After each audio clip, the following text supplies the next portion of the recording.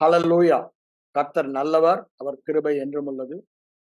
மற்றும் ஒரு தேவ ஜீவனின் வேத பாட ஆராய்ச்சிக்கு உங்கள் ஒவ்வொருவரையும் வாழ்த்தி வரவேற்று, நீங்கள் ஒவ்வொருவரும் ஒவ்வொரு நாளும் இந்த தேவ ஜீவனில் வாழ்வீர்களாக என்று வாழ்த்துகிறேன். தேவ ஜீவனில் வாழ்வது தேவனாக வாழ்வது என்று பொருள்படும். அல்லது இன்னொரு விதத்தில் சொல்ல வேண்டுமானால் எப்படி சொல்லலாம்? பரலோக ராஜ்யத்தை பூமியிலே வாழ்வது தேவ ஜீவனில் வாழ்வது. தேவ ஜீவன் என்பது தேவனுடைய ஜீவன், அதாவது நம்முடைய ராஜாவுடைய ஜீவன். அவர் எப்படி பரலோகத்தில் ஆளுகை செய்கிறாரோ அதே மாதிரி அவருடைய சரீரமாக பூமியிலே அவர் ஆளுகை செய்ய நம்மை அவர் தங்கும் வாசஸ்தலமாக தெரிந்து கொண்டுள்ளார். அதுதான் நம்ம வாசிக்கிறோம். நான் அவர்களுக்குள் உலாவி, அந்த 2 கொரிந்தியர் 6ஆம் அதிகாரத்தை எடுத்தீங்கன்னா அங்க அவர் தெளிவாய் சொல்லுவதை நாம் பார்க்கலாம். அவர் என்ன சொல்றார் பாருங்க. 17ஆம் வசனம், 16. தேவனுடைய ஆலயத்துக்கும் 16 போது நம்ம 15ல இருந்தே பார்த்தா கரெக்டா இருக்கும். நம்மை குறித்து என்ன சொல்லுகிறார்? மறுபடியும் பிறந்த புது சிருஷ்டியின் ஆவி அல்லது உள்ளான மனிதன் இருதயம் எப்படி இருக்கிறது என்று சொல்லுகிறார். அங்க என்ன சொல்றாரு? கிறிஸ்து என்று சொல்லுகிறார். அப்படின்னா என்ன? கிறிஸ்து என்றால் நாம் தான் தேவராஜ்யம். கிறிஸ்துவின் ஜீவனை உடையவர்கள் கிறிஸ்துவை உடையவர்கள். கிறிஸ்துவை உடையவர்கள் கிறிஸ்துவின் ஜீவனை உடையவர்கள்.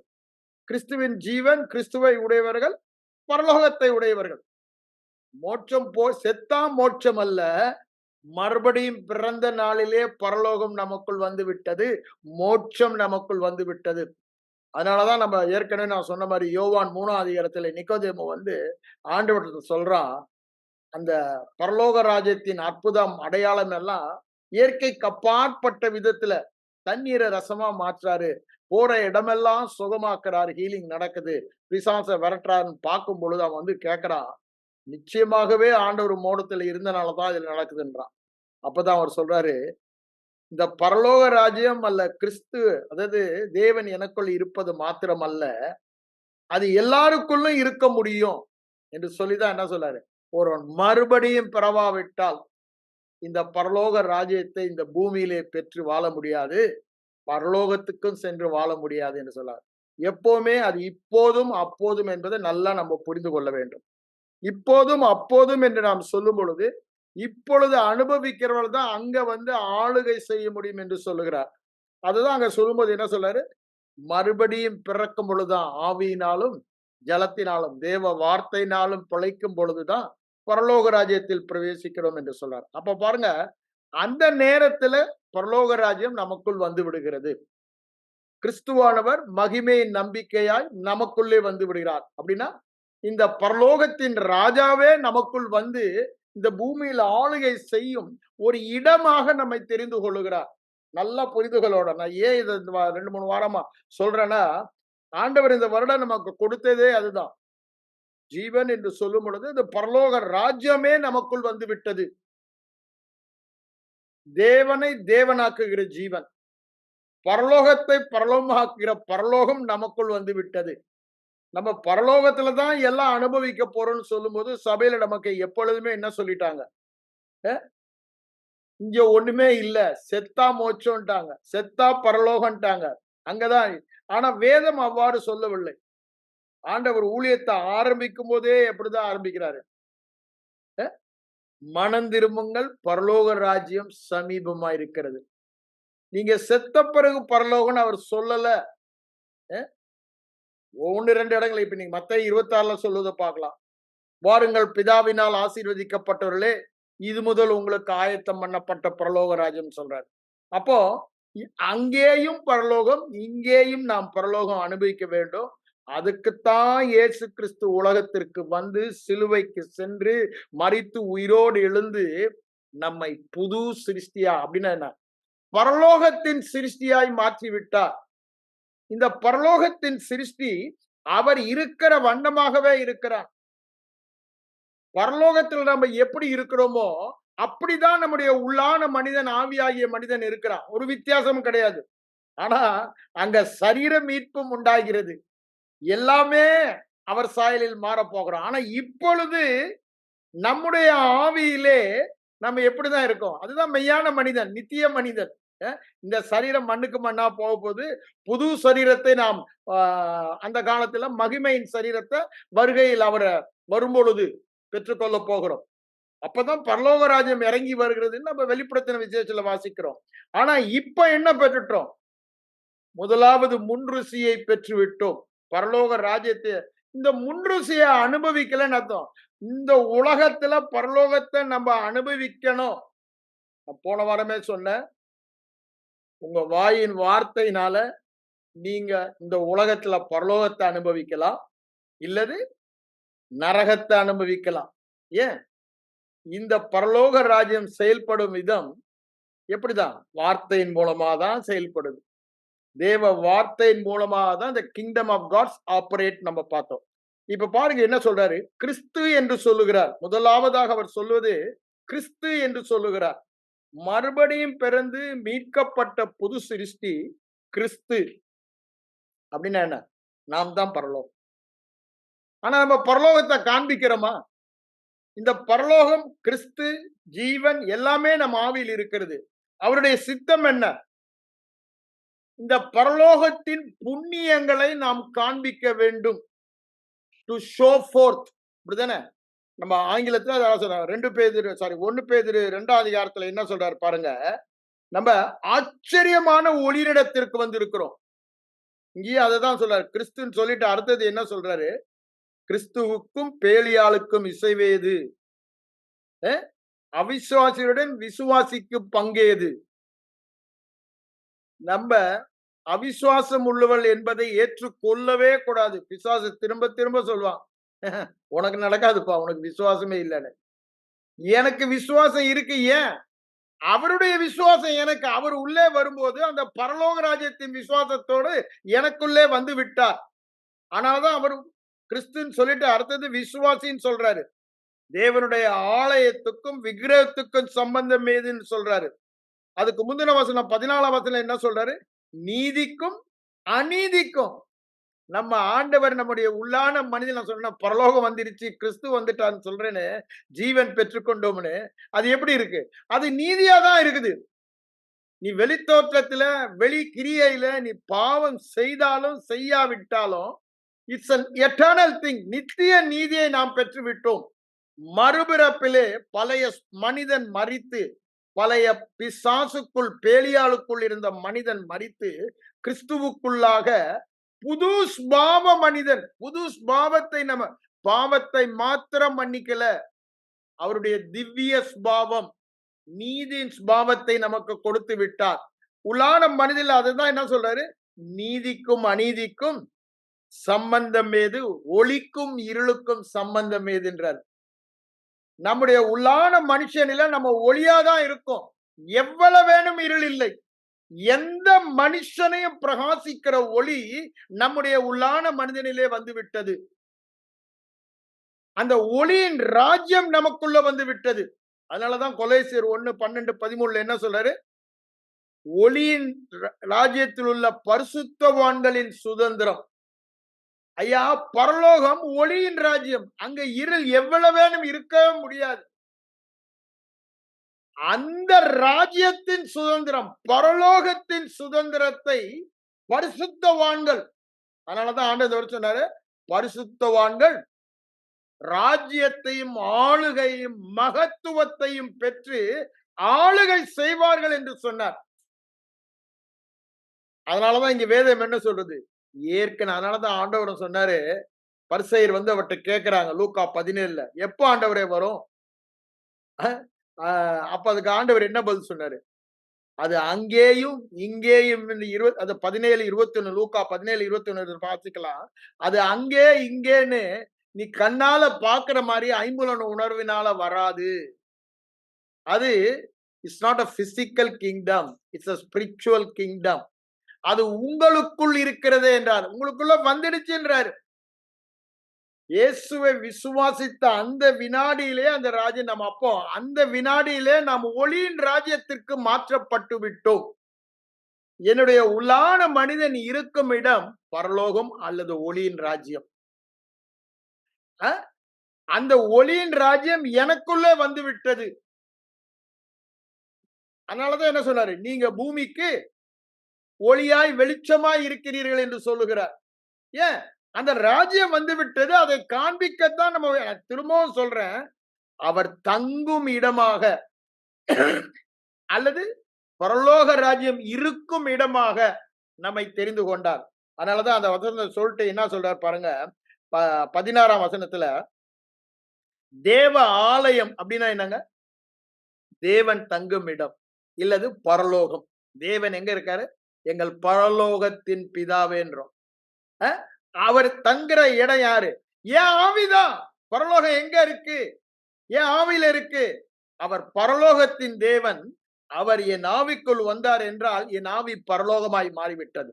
அதனாலதான் சொல்றாரு தேவ ஆலயத்துக்கும், அப்போ பரலோகத்துக்கும் நாம் அடுத்த விதமா மாத்தி சொல்லலாம் அந்த மீனிங்ல. நரகத்துக்கும் என்ன சம்பந்தம்? எனக்குள்ள பரலோகம் தானே இருக்கு. நான் எப்படி நரக வாழ்க்கை வாழ முடியும்? பரலோக வாழ்க்கை தானே பூமியில வாழணும். இருதயத்தில் இருந்து தான் எல்லாமே வெளிப்பட வேண்டும் என்று சொல்லுகிறார். அப்ப என் இருதயத்தில் இருக்கிறது ஒளியின் ராஜ்யம், ஜீவனின் ராஜ்யம், பரலோக ராஜ்யம், கிறிஸ்துவின் ராஜ்யம், தேவனுடைய ராஜ்யம். அப்படித்தான் சொல்லப்பட்டுள்ளது. அப்ப பாருங்க அவர் என்ன சொல்றாரு, தேவனுடைய ஆலயம் என்று சொல்லும் பொழுது பரலோகத்துக்கும் நரகத்துக்கும் சம்பந்தம் ஏது? ஒளியின் ராஜ்யத்துக்கும் இருளின் ராஜ்யத்துக்கும் சம்பந்தம் ஏது? நீதியின் ராஜ்யத்திற்கும் அநீதியின் ராஜ்யத்திற்கும் சம்பந்தம் ஏது? கிறிஸ்து தான் ராஜா. இங்க பிசாசு ராஜாவா இருக்க முடியுமா? அதான் கேட்கிறாரு. கிறிஸ்து பேலியாளுக்கும். ஐயா 2 பேரும் இருக்க முடியாது. அததான் சொல்றார். சம்பந்தம் ஏது? நீங்க மனதை மறுரூபமாக்க சொல்லுகிறார். என்ன மனதை மாற்ற சொல்லுகிறார்? மறுரூபமாக. பரலோகம் எனக்குள்ள இருக்கும் போது இங்க நரகம் என் வாழ்க்கையில இருக்க முடியாது. நான் அதை ஒத்துக்கவே மாட்டேன். என் மனதை நான் பரலோகத்தை சுமந்து திரிபவன். பரலோக தேவனின் ஆலயம் என்றால் நான் தான் பரலோகம். அப்ப என் மனம் அவ்வாறு மாற்றப்பட வேண்டும் இந்த வேத வசனத்தினால. அதனாலதான் 2 கொரிந்தியர் 10:4 அதை சொல்வதை பார்க்கிறோம். நான் ஒரு சாதாரண மனிதன் என்று அல்ல, நான் பரலோகம். நான் பரலோகம். அப்படித்தானே? கிறிஸ்து பரலோக பிதா என்னுக்குள்ளே வந்து விட்டார் என்றால் நான் யார்? என் உள்ளான மனிதன், ஆவியாகிய மனிதன், புது சிருஷ்டி. அதுதான் பரலோகம். எங்கேயோ வானத்துக்கு மேல இருக்க 3ஆம் வானம் நினைத்துக் கொண்டு இருக்கிறோம். அங்கே இல்ல, இங்கே இல்ல, அது எனக்குள்ளே இருக்கிறது. அதான் ஆண்டவர் சொல்றாரு, நீங்கள் தேவனுடைய ஆலயத்துக்கும் பரலோகத்துக்கும் நரகத்துக்கும் இருளின் ராஜ்யத்துக்கும் சம்பந்தம் ஏது? ஏன்? நான் அவர்களுக்குள்ளே வாசம் பண்ணி. அவர் எங்க வாசம் பண்ணுகிறார்? பரலோகம், சியோன், நிறைய வார்த்தை, எருசலேம் என்று நம்ம சொல்லுகிறோம். அவர்களுக்குள்ளே உலாவி அவர்கள் தேவனாய் இருப்பேன், அவர்கள் என் ஜனங்களாய் இருப்பார்கள். யாருங்க நம்ம? பரலோகம் தேவன் உலாவுகிற இடம். பரலோகம் தேவன் வாசம் பண்ணுகிற இடம். பரலோகம் தேவன் கிரியை ராஜாவாக ஆளுகை செய்கிற இடம். அவர் இந்த பூமியிலே கிரியை செய்ய, ஆளுகை செய்ய இந்த மனிதனுடைய இருதயத்திலே வந்து விட்டார். அதனாலதான் சொல்றாரு, இப்ப அவர் எங்க உலாவுகிறார்? எங்க வாசம் பண்ணுகிறார்? எங்கிருந்து அவர் பேசுகிறார்? எங்கிருந்து அவர் பார்க்குகிறார்? எங்கிருந்து செயல்படுகிறார்? எங்கிருந்து ஆளுகை செய்கிறார்? நம்முடைய ஆவி மனிதன், புது சிருஷ்டியில் இருந்து. அப்படிதானே? ஆண்டவர் பெத்லகேமை பார்த்து என்ன சொல்றார்? நம்ம மத்தேயு 2ஆம் அதிகாரத்துல பார்த்தோம். நீ சிறியதல்ல, என்னவா? இஸ்ரவேலை ஆளும் பிரபு உன்னிலிருந்து புறப்படுவார். அதே என்னாகமம் 24:17 நம்ம என்ன பார்த்தோம்? நீதியின் செங்கோல் சீயோனில் இருந்து எழும்பும். அப்படின்னு என்ன? ஆளுகை செய்கிற நீதியான செங்கோல். பரலோகத்தின் ஆளுகை, அது நீதியின் ஆளுகை. இன்னைக்கு பூமியில நடக்கிற சரீரப்பிரகாரம் ஆளுல அநீதியின் ஆளுகை பார்க்கிறோம். ஒவ்வொரு தேசத்திலும் ஆளுகை அநீதியின் ஆளுகையா இருக்கிறது. எப்பேற்பட்ட மனுஷன் வந்தாலும் அங்க அநீதியின் ஆளுகை தான் நடந்து கொண்டிருக்கிறது. ஆனா இந்த நீதியின் செங்கோல், இந்த ஆளுகை, இந்த உலகத்தின் ஆளுகையை மேற்கொள்ளத்தக்கதாக இந்த ஆவிக்குரிய ஆளுகை நம்மிலிருந்து புறப்படும் என்று அவர் சொல்லுகிறார். நீதியின் செங்கோல் யூதாவில் இருந்து எப்போ துதிக்கும் பொழுது புறப்படும் என்று சொல்லுகிறார். ஆதியாகமம் 49 அதை நம்ம பார்க்கிறோம். திருப்பி சங்கீதம் 8 2ஆம் வசனம் 5ஆம் வசனங்கள் அது ரொம்ப தெளிவாய் சொல்லப்பட்டது பார்க்கிறோம். இங்க என்ன சொல்றார் பாருங்க, அவர்களுக்குள்ளே வாசம் பண்ணி, அப்போ அவர் ஆளுகை செய்கிற இடமே நாம் தான். சங்கீதம் 110:2 அதுதானே சொல்றாரு. நீதியின் செங்கோல் எங்க இருந்து? நம்ம சியோனில் இருந்து தான் புறப்படும் என்று சொல்லுகிறார். அவருடைய ஆளுகை செய்யும் இடமாக நம்மை தெரிந்து கொண்டார். அப்போ நம்முடைய மனம் என்னவாக மாற்றப்பட வேண்டும்? இந்த பூமியிலே பரலோகத்தை கொண்டு வருவதுதான் அவருடைய சித்தம். பரலோகத்தில் என்ன நடக்கிறதோ அது பூமியிலே நடக்க வேண்டும். அதனாலதான் உம்முடைய சித்தம் பரலோகத்தில் சித்தம் செய்யப்படுவது போல பூமியிலே செய்யப்படுவதாக என்று சொல்லுகிறார்.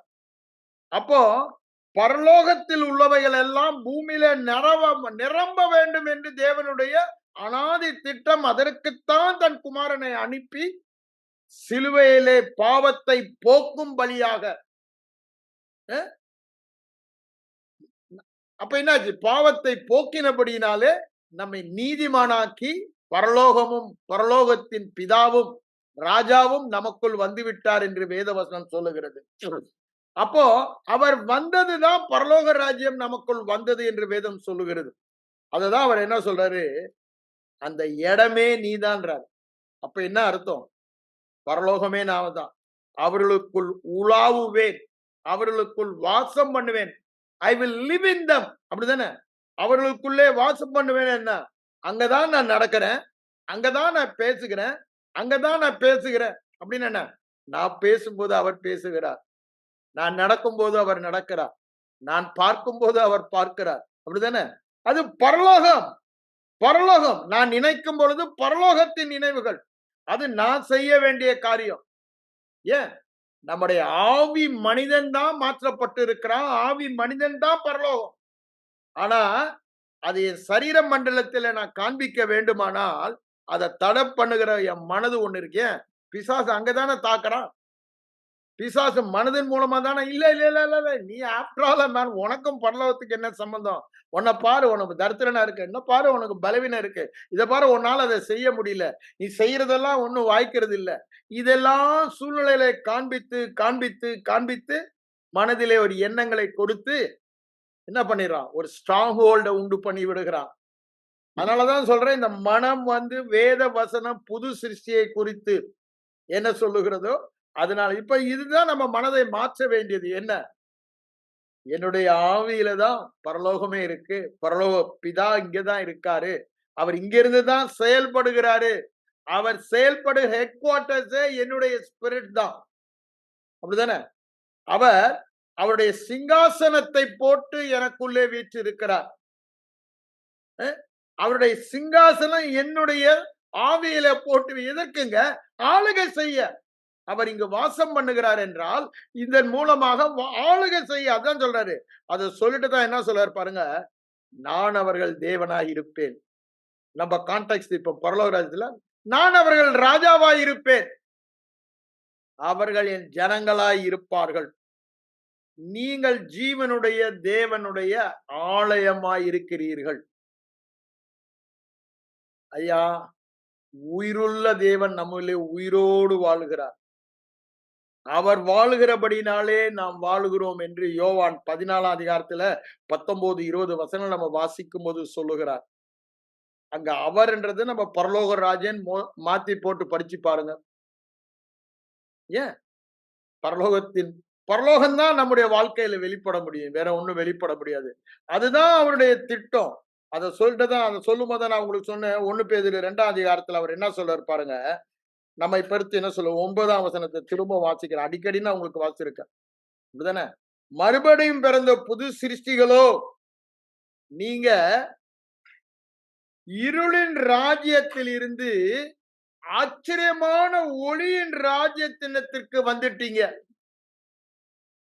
இப்போ உங்களுக்குள்ள முன்னால இருந்தது நீங்க என்ன? மறுபடியும் பிறப்பதற்கு முன்னாங்க நீங்க யாரு? இப்ப யாருன்றத சொல்றாரு. முன்னாடி இருளின் ராஜ்யம் தான் உங்களுக்குள்ள இருந்தது. நீங்க இருளின் ராஜ்யத்துக்குள்ள தான் இருந்தீங்க. எப்போ? ஆதாமுக்குள் பிறந்தபடினாலே. மறுபடியும் பிறந்தபோது கிறிஸ்துவுக்குள் பிறந்தபடியினாலே, கிறிஸ்து நமக்குள் வந்தபடியினாலே, நாம் கிறிஸ்துவுக்குள் வைக்கப்பட்டபடியினாலே என்ன ஆயிட்டோமா? ஒளியின் ராஜ்யம், பரலோகத்தின் ராஜ்யம், தேவனின் ராஜ்யத்திற்குள் நாம் வந்து விட்டோம் என்று சொல்லுகிறார். எதற்கா? நம்மை வரவழைத்தவருடைய புண்ணியங்களை அறிவிக்கும்படி தெரிந்து கொள்ளப்பட்ட சந்ததி தெரிந்து கொள்ளப்பட்ட சந்ததி, ராஜரீக ஆசாரிய கூட்டம், பரிசுத்த ஜாதி, அவருக்கு சொந்தமான ஜனங்கள் என்று சொல்லுகிறார். இதெல்லாம் எதுக்கா? அவருடைய புண்ணியங்களை அறிவிக்கும்படி. ஆனா ஆங்கில வேதத்துல பார்த்தா என்ன சொல்றாரு? To show forth the riches, அப்படிதானே? அவருடைய புண்ணியங்களை காண்பிக்கும்படி, அறிவிக்கும்படி அல்ல. நம்முடைய வாழ்க்கையில பரலோகனா எப்படி இருக்கும்பா? என்ன பரலோகம் பரலோகம் சொல்றீங்களே, அந்த பரலோகம் எப்படி இருக்குன்னு உனக்கு தெரியுமான்னு கேட்கிறான் உலக மக்கள். பார்க்காத நம்முடைய வாழ்க்கையில அவளை காண்பிக்க சொல்லுகிறார். தேவனுடைய திட்டம் அதுதான். பரலோகம் நமக்குள் வந்தது, பரலோகத்தின் ராஜா நம்மில் வாசம் பண்ணுவது, இந்த பரலோகத்தை உலகத்திற்கு காண்பிப்பது. இது தேவனுடைய திட்டம். நம்முடைய வாழ்க்கை மூலமாக உலக மக்கள் பரலோகத்தை பார்க்க வேண்டும். அதுக்குதான் சொல்றாரு, to show forth the kingdom of heaven, அப்படிதானே? பரலோக ராஜ்யத்தை நம் மூலமாக காண்பிக்கும்படி, இந்த ஒளியின் ராஜ்யத்தை, இது சாதாரண ஒளிய சொல்றாரு, ஆச்சரியமான marvellous life, it's a marvelous kingdom, அப்படிதானே? அற்புதமான ராஜ்யம், அதிசயமான ராஜ்யம், இருளே இல்லாத ராஜ்யம். அப்படின்னா என்ன? பாவம், சாபம், வியாதி, குறைவு, தரித்திரம், கடனு, பிரச்சனை எதுவுமே, ஏன் அங்க சத்துருவே இல்ல. அத நம் வாழ்க்கையில காண்பிக்க வேண்டுமாங்க. அதுக்கு தான் அவருக்கு சொந்த ஜனமா, பரிசுத்த ஜனமா, ராஜரீக ஆசாரிய கூட்டமா நம்மை தெரிந்து கொண்டார் என்று சொல்லுகிறார். அப்போ நம்மை தெரிந்து கொண்ட நோக்கமே என்னதான்? பரலோகத்தை நாம் பூமியிலே உலக மக்களுக்கு காண்பித்து அவர்களை பரலோகத்திற்கு கொண்டு வர வேண்டும். வெறும் வாய் ஜவுடால் அல்ல. பரலோகம் நம்முடைய பிரசங்கம் எல்லாம் எப்படி இருக்கு? ஆண்டவராய் இயேசு கிறிஸ்துவை ஏற்றுக்கொண்டா சபை அதுதான் இத்தனை காலம் போதித்தது. நானும் அதை தான் நம்பிக்கொண்டிருந்தேன். நானும் அதை மாதிரி போதித்திருக்கேன். ஏன்? மனம் திரும்பி ரட்சிக்கப்பட்டீங்கன்னா பரலோகத்துல உங்களுக்கு seat guarantee. It's a ticket to go to heaven. இந்த ஜோயே லைஃப், தேவ ஜீவன், நீங்க மரித்தா பரலோகம் போறதுன்னு சொல்லிட்டு இருந்தோம். வேதம் அப்படி சொல்லலங்க. வேதம் எப்படி சொல்லுது? இம்மையிலும் மறுமையிலும், அப்படிதானே? இம்மையிலும் மறுமையிலும் அனுபவிக்கிறதற்கு இந்த ஜீவன் நமக்கு கொடுக்கப்பட்டிருக்கிறது. இந்த பரலோகம் நமக்கு கொடுக்கப்பட்டிருக்கிறது. இந்த பரலோகத்தின் ராஜா நமக்குள் வந்திருக்கிறார். அவர் நமக்குள் வாசம் பண்ணுவதே இம்மையிலும் மறுமையிலும்.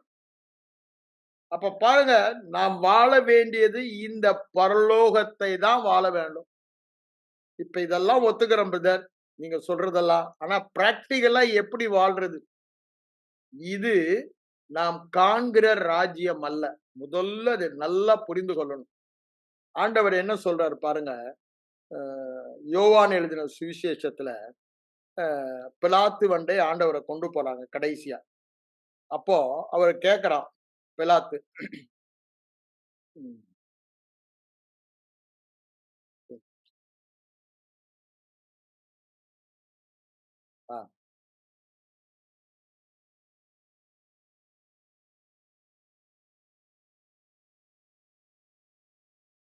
அப்ப அவர் என்ன சொல்றாரு பாருங்க. 18ஆம் அதிகாரத்துல 36, 37 பாருங்க.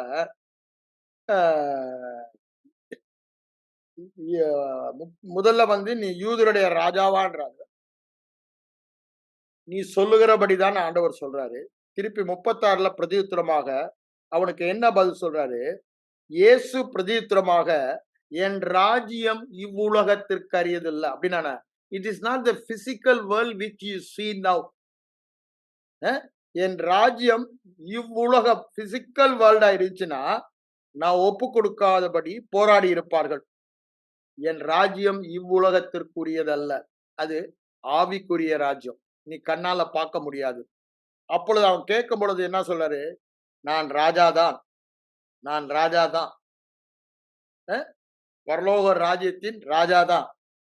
சத்தியத்தை குறித்து என்ன சத்தியம்? பரலோக ராஜ்யத்தின் சத்தியத்தை குறித்து சாட்சி கொடுக்கவே பிறந்தேன்.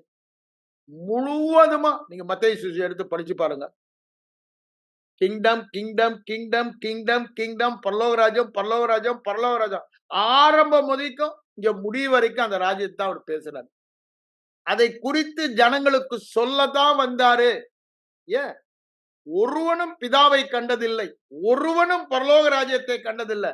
இயேசு வந்துதான் டெமான்ஸ்ட்ரேட் பண்றாரு. அந்த ராஜாவையும் அந்த ராஜ்யத்தையும் அவருடைய வாழ்க்கையின் மூலமாக அவர் பிரசங்கித்தது பரலோக ராஜ்யம், அவர் உபதேசித்தது பரலோக ராஜ்யம், அவர் டெமான்ஸ்ட்ரேட் பண்ணதும் பரலோக ராஜ்யம். அவர் மரித்து உயிரோடு எழுந்ததும் எல்லா மக்களும் விசுவாசிக்கிறவர்கள் எல்லாம் இந்த பரலோக ராஜ்யத்தில் வாழ்வதற்காக, மரித்த பிறகு இல்லைங்க, இப்பொழுதும் அப்பொழுதும் பரலோக ராஜ்யத்தில் வாழ்வதற்கு. இதையெல்லாம் பிசாசு திரித்து போட்டு அங்க போன பிறகுதான்ட்டான். அதை நம்ம கேட்டு ஏமாந்துட்டோம். அவனுடைய சுத்த பொய்.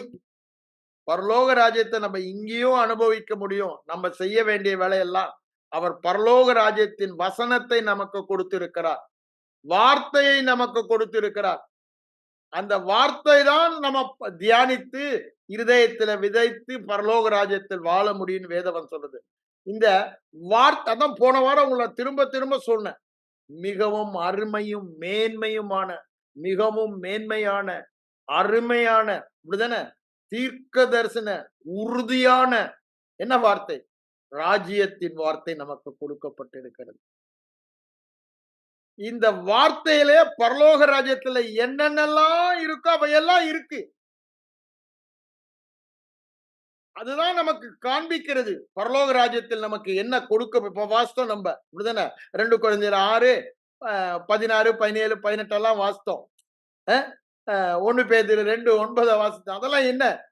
பரலோக ராஜ்யத்தின் வார்த்தைகள், ராஜ்யத்தின் வசனம், ராஜ்யத்தின் சுவிசேஷம். ஆண்டவர் திரும்ப திரும்ப அதான் சொல்றாரு. இந்த சுவிசேஷம், இந்த வார்த்தை தேவ வார்த்தை என்று சொல்லுகிறது. தேவர் ராஜ்யத்தின் வார்த்தை. அதுதான் தேவர் ராஜ்யத்தையும் தேவனையும் காண்பிக்கிறது. இந்த சுவிசேஷம் தேவர் ராஜ்யத்தின் சுவிசேஷம். இந்த தேவர் ராஜ்யத்தின் சுவிசேஷம் தான், சுவிசேஷம் நல்ல செய்தி தான். நான் தான் அந்த பரலோகம், அந்த பரலோகத்தில் உள்ளதெல்லாம் எனக்கு கொடுக்கப்பட்டது. பிதாவுக்குரியதெல்லாம் கிறிஸ்துவுக்குரியது, கிறிஸ்துவுக்குரியதெல்லாம் உங்களுக்குரியது என்றாரு 1 Corinthians 3 20 22. அப்போ பரலோகத்தில் இருப்பவையெல்லாம் எனக்குள் கொடுக்கப்பட்டு விட்டது என்று சொல்லுகிறார். இது வார்த்தையின் மூலமாக தான். அப்போ இந்த பரலோக ராஜ்யம் செயல்படுவது வார்த்தையின் மூலமாக தான். ஆண்டவர் வார்த்தையின் மூலமாக தான் பரலோக ராஜ்யத்தை ஒவ்வொரு இடங்களிலும் அவர் வெளிப்படுத்தி கொண்டு போடுவதை நம்ம பார்க்கிறோம். பிதா எனக்கு ஒரு ராஜ்யத்தை ஆயத்தப்படுத்தினது போல நானும் உங்களுக்கு ஒரு ராஜ்யத்தை ஆயத்தப்படுத்தி கொடுக்கிறேன். அப்போ அந்த ராஜ்யம் என்ன ராஜ்யம்? பரலோக ராஜ்யம் நமக்குள்ள வந்து விட்டது. இயேசுடைய ஊழியத்துல ஆரம்பத்திலிருந்து பாருங்க, நீங்க மத்தேயு சுவிசேஷம் எடுத்தீங்கன்னா அவர் முழுக்க முழுக்க ராஜ்யத்தை கொடுத்தான் பேசுவார். நீங்க 4ஆம் அதிகாரத்துக்கு வாங்க, அங்கதானே அவர் ஊழியத்தை ஆரம்பிக்கிறாரு. 4ஆம் அதிகாரத்துல பாருங்க, 15ஆம் வசனம் என்ன சொல்லுது பாருங்க. அவர் வந்து புறஜாதியருடைய கலிலாவிலே இருளில் இருக்கும் ஜனங்கள் பெரிய வெளிச்சத்தை கண்டார்கள். ஏன்? He was demonstrating the kingdom. ஆச்சரியமான ஒளியில் அவர் இருந்தாரு. வெளித்தோற்றத்துல தச்சனுடைய மகன் என்று நாசரேத்து மக்கள்லாம் எடறி போனாங்க. பரிசேயர், சதுசேயர், நியாயசாஸ்திரி எல்லாம் வெளித்தோற்றத்தை பார்த்து எடறி போனாங்க. ஆனா உள்ளான தோற்றத்துல அவர் அந்த சாயலை வெளிப்படுத்தி கொண்டே இருந்தார். நம்ம எப்படி இருக்கோமோ அப்படிதான் அன்னைக்கு இருந்தார் அவர். அவர் பிறக்கும் பொழுதே பரிசுத்த ஆவியினால் பிறந்தார். நாம் மறுபிறப்பிலே இந்த தேவனுடைய ஜீவனால் பிறப்பிக்கப்பட்டோம். தேவனுடைய வார்த்தையினால், அவர் எப்படி வார்த்தையினால பிறப்புல பிறந்தாரோ, அவர் பிறந்த சீடே தேவ வார்த்தை தான். அந்த வார்த்தையில தான் ஆவியானவர் கிரியை செய்து மரியாள் மூலமாக அவர் பிறந்ததை நம்ம பார்க்கிறோம். இந்த உலகம் பிறந்ததும் அப்படிதான். அப்படிதானே? ஆதியாகமம் 1 அதிகாரம் 2, 3 வசனத்துல ஒழுங்கின்மையும் வெறுமையாய் இருளுமாய் இருந்தது. அ ஆவியானவர் அசைவாடி கொண்டிருந்தார். வார்த்தையை பேசினார். வார்த்தை ஆவியானவர், வார்த்தை ஆவி, இது 2 தான். இது மனதை விட்டு போவே கூடாது. இது 2 தான். வேற ஒண்ணுமே இல்ல. The secret is only in the word of God and the spirit of God. வெறும் spirit of God ராஜ்யம் நமக்குள்ள வந்தனால, spirit of God is the kingdom of God is the spirit of God. எல்லாம் ஒண்ணுதான். அது வந்தனால உடனே அது வெளிப்பட்டுறாது. வார்த்தை பேசப்படணும். அததான் அங்க சொல்றாரு. இங்க காபிரியேல் தூதன் வந்து வார்த்தை அவளுக்கு சொல்லும் பொழுதுதான், அந்த வார்த்தையின்படி ஆக கடவுளின் வார்த்தைக்கு ஹோலா கொடுக்கும் பொழுதுதான் அங்க உருவானதை பார்க்கிறோம். தேவர் ராஜன் நம் மூலமாக உருவாகி வெளிப்பட வேண்டுமானா வார்த்தை வார்த்தை வார்த்தை தான். ஆவியானவர் அந்த வார்த்தையில வெளிச்சம் கொடுத்து வெளிப்பாடு கொடுக்கும் பொழுதுதான் அதை நம்முடைய வாழ்க்கையில நாம் வெளிப்படுத்த முடியும். தேவர் ராஜ்யம் வெளிப்பட வேண்டும். இங்க என்ன சொல்றாரு பாருங்க, இருளில் இருந்த ஜனங்கள் பெரிய வெளிச்சத்தை கண்டார்கள். அப்படின்னா என்னங்க, இந்த உலக ராஜ்யத்தில் உள்ள ஜனங்கள் பரலோக ராஜ்யத்தை பார்த்தார்கள். அப்படிதானே? டு ஷோ ஃபோர்த், பரலோகத்தை காண்பிப்பதற்கு நம்மை பரிசுத்த ஜனமாக, ராஜரீக ஆசாரிய கூட்டமாக, சொந்த ஜனமாக இருளின் ராஜ்யத்தில் இருந்து ஆச்சரியமான ஒளிக்கு நம்மை வரவழைத்தார் என்று அங்க சொல்வதை படிச்சோம். இங்க ஆண்டவர் அதுதான் அங்க டெமான்ஸ்ட்ரேட் பண்ணாரு. நம்மை போல வெளித்தோற்றத்துல ஒண்ணுமே வித்தியாசம் இல்ல. ஐம்புலன் அறிவில்ல. ஆனா அவர் வாழ்க்கையில எல்லாருமே பார்க்க முடிந்தது பரலோகர். அதுதான் சொல்றாரு, இருளில் இருந்த ஜனங்கள் பெரிய வெளிச்சத்தை கண்டார்கள். மரண இருளின் திசையில் இருக்கிறவர்களுக்கு வெளிச்சம் உதித்தது. என்ன வெளிச்சம்? ஜீவ வெளிச்சம். ஆதியிலே வார்த்தை இருந்தது. அந்த வார்த்தை தேவனாயிருந்தது, தேவனிடத்தில் இருந்தது. அது ஜீவனாய் இருந்தது. அது ஜீவ ஒளி. எந்த மனுஷனையும் பிரகாசிக்கிற ஜீவ ஒளி. அதுதானே சொல்றாரு. அதுதாங்க பரலோகம். அந்த பரலோகம் வந்தா பரலோகம் வெளியா, அத மூடி மறைக்க முடியாதுன்றார் பின்னால சொல்லும் பொழுது. அப்படிதானே? அது மலை மேல் இருக்கிற பட்டணத்தின் வெளிச்சத்தை எல்லாரும் பார்க்க முடியும். அதை மூட முடியாதுன்றார். இது இட் கேன் பி சீன். எப்பதான் என் மூளை, என்னுடைய மைண்ட் அதை பிளாக் பண்ண முடியும். மனம் புதிதாகாதபடினால, பரலோக சிந்தையினால மனம் புதிதாக வேண்டும். நம்ம பாடுறோம், பரிசுத்தம் பெற வந்துட்டீர்களா? அப்படிதானே? பரலோக சிந்தை அணிந்தீர்களான்ற அங்க பாட்டுல பாடும்போது, ஐயா ஏற்கனவே பரிசுத்தம் பெற்றுட்டோம். அத காண்பிக்கிறதற்கு நீங்க பரலோக சிந்தை தான் அனுபவிக்கணும். மாற்றப்பட வேண்டும் உங்க சிந்தை, பரலோக சிந்தை. அதனாலதான் பவுல் இதுல என்ன சொல்றாரு, கிறிஸ்துவின் சிந்தையே பிலிப்பியர் நிருபத்துல என்ன சொல்றாரு, கிறிஸ்துவின் சிந்தையே 2வது தெளிவா சொல்ல உங்களுக்கு இருக்க கடவுதுன்றாரு.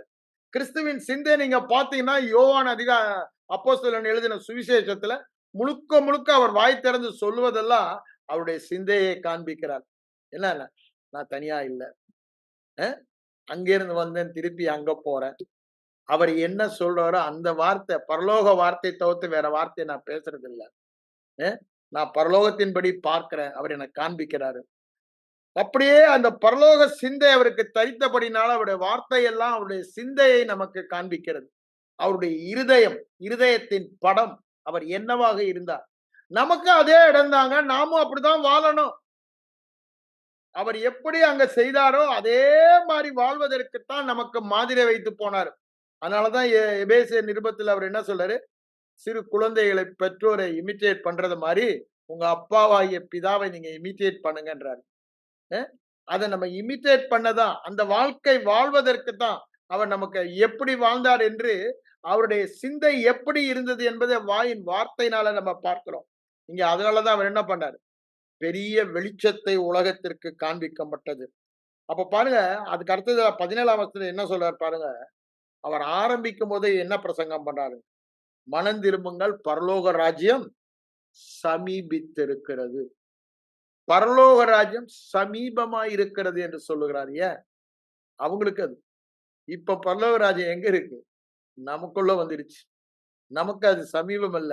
அது நமக்குள்ளேயே இருக்கிறது. அதனாலதான் அ ரோமர் 10ஆம் அதிகாரத்திலும், உபாகமம் 30ஆம் அதிகாரத்திலும் பரலோகத்த பூமியில கொண்டு வரக்கு, நீ பரலோகத்துக்கு ஏற வேணாம், பாதாளத்துக்கு போய் பிசாச விரட்டவும் வேணாம். அ உன் வாயிலும், இருதயத்திலும் இந்த பரலோக ராஜ்யத்தின் சுவிசேஷம், இந்த வார்த்தை, விசுவாச வார்த்தை, அ ஒப்புரவாகுதலின் வார்த்தை, ரட்சிப்பின் வார்த்தை, நீதியின் வசனம்.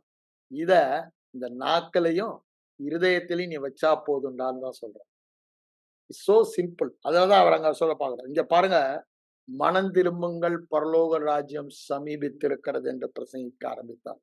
என்ன மனம் திரும்பணும்? பரலோக சிந்தையினால உங்க மனம் மாறப்பட வேண்டும். ஐயா, பரலோக ராஜ்யத்தில் பிரவேசிக்கிறதற்கு நம்முடைய சிந்தை மாறினது. மறுபடியும் பிறந்த நாள்ல. பரலோக ராஜ்யத்தில் தொடர்ந்து வாழ்வதற்கும் மனம் மாற்றம் வேண்டும். ரிப்பன்ட், மெட்டானோயா, பரலோக சிந்தைக்கு மாறுங்கள் என்று சொல்லுகிறார். அதனாலதான் ஏசாயா 55ல என்ன சொல்றாரு? உன் சிந்தை என் சிந்தை அல்லடான்றார். பூமிக்கும் வானத்துக்கும் எவ்வளவு தூரமோ அவ்வளவு பெரிய சிந்தை. அதை நீ ஏற்றுக்கொள்ளவே முடியாது மனித மூளையில. அவ்வளவு பெரிய தாட்ஸ் வச்சிருக்க. நான் உனக்கு வைத்திருக்கிற நினைவுகள் நன்மைக்கு ஏதுவானது. எரேமியா 29:11 அதை நம்ம பார்க்கிறோம். ஆண்டவருடைய திட்டம் அது நம்மை குறித்து அவர் வைத்திருக்கிற நினைவுகள் அன்இமேஜினபிள். நான் நினைப்பதை விட அதிகமான நினைவுகள் நம்ம மேல வைத்திருக்கிறார். நம்ம தான் அவருடைய நினைவுகளை மட்டுப்படுத்துகிறோம். எப்படி? நம்முடைய குறுகிய மனித எண்ணத்தினாலே இவ்வளவுதான் அப்படின்னு நினைக்கிறோம். இவ்வளவுதான் இல்லை. ஏன்? Kingdom is an unlimited kingdom. பரலோக ராஜ்யம் எங்குமே அங்க லிமிட்டே இல்ல. அன்லிமிட்டெட். அது சந்தோஷமோ, சமாதானமோ, சுகமோ, வெற்றியோ, பரிசுத்தமோ, நீதியோ எல்லாமே அன்லிமிட்டெட். நம்ம தான் அதை லிமிட் பண்றோம்னு ஆண்டவர் சொல்றாரு. பரிசுத்தரை மட்டுப்படுத்தினார்கள் என்றார் சங்கீதத்தில் இஸ்ரேல் மக்களை பற்றி சொல்லும்போது. அப்போ அவர் பிரசங்கம் பண்ணதெல்லாம் மனம் திரும்புங்கள். எதுக்கு மனம் திரும்புமா? பரலோக ராஜ்யத்தின் சிந்தையை தரித்துக் கொள்ள மனம் திரும்புங்கள் என்று பிரசங்கம் பண்ணாரு. அது சொல்லிட்டு பாருங்க, அங்க தொடர்ந்து நீங்க பாத்தீங்கன்னா 23ஆம் வசனத்துல என்ன சொல்றாரு பாருங்க. அவர் கலிலே எங்கும் சுற்று நடந்து ஜெபாலயங்களில் உபதேசித்து ராஜ்யத்தின் சுவிசேஷத்தை பிரசங்கித்தார். என்ன சுவிசேஷங்க? சுவிசேஷம் மிக மிக மிக மிக நல்ல செய்தி.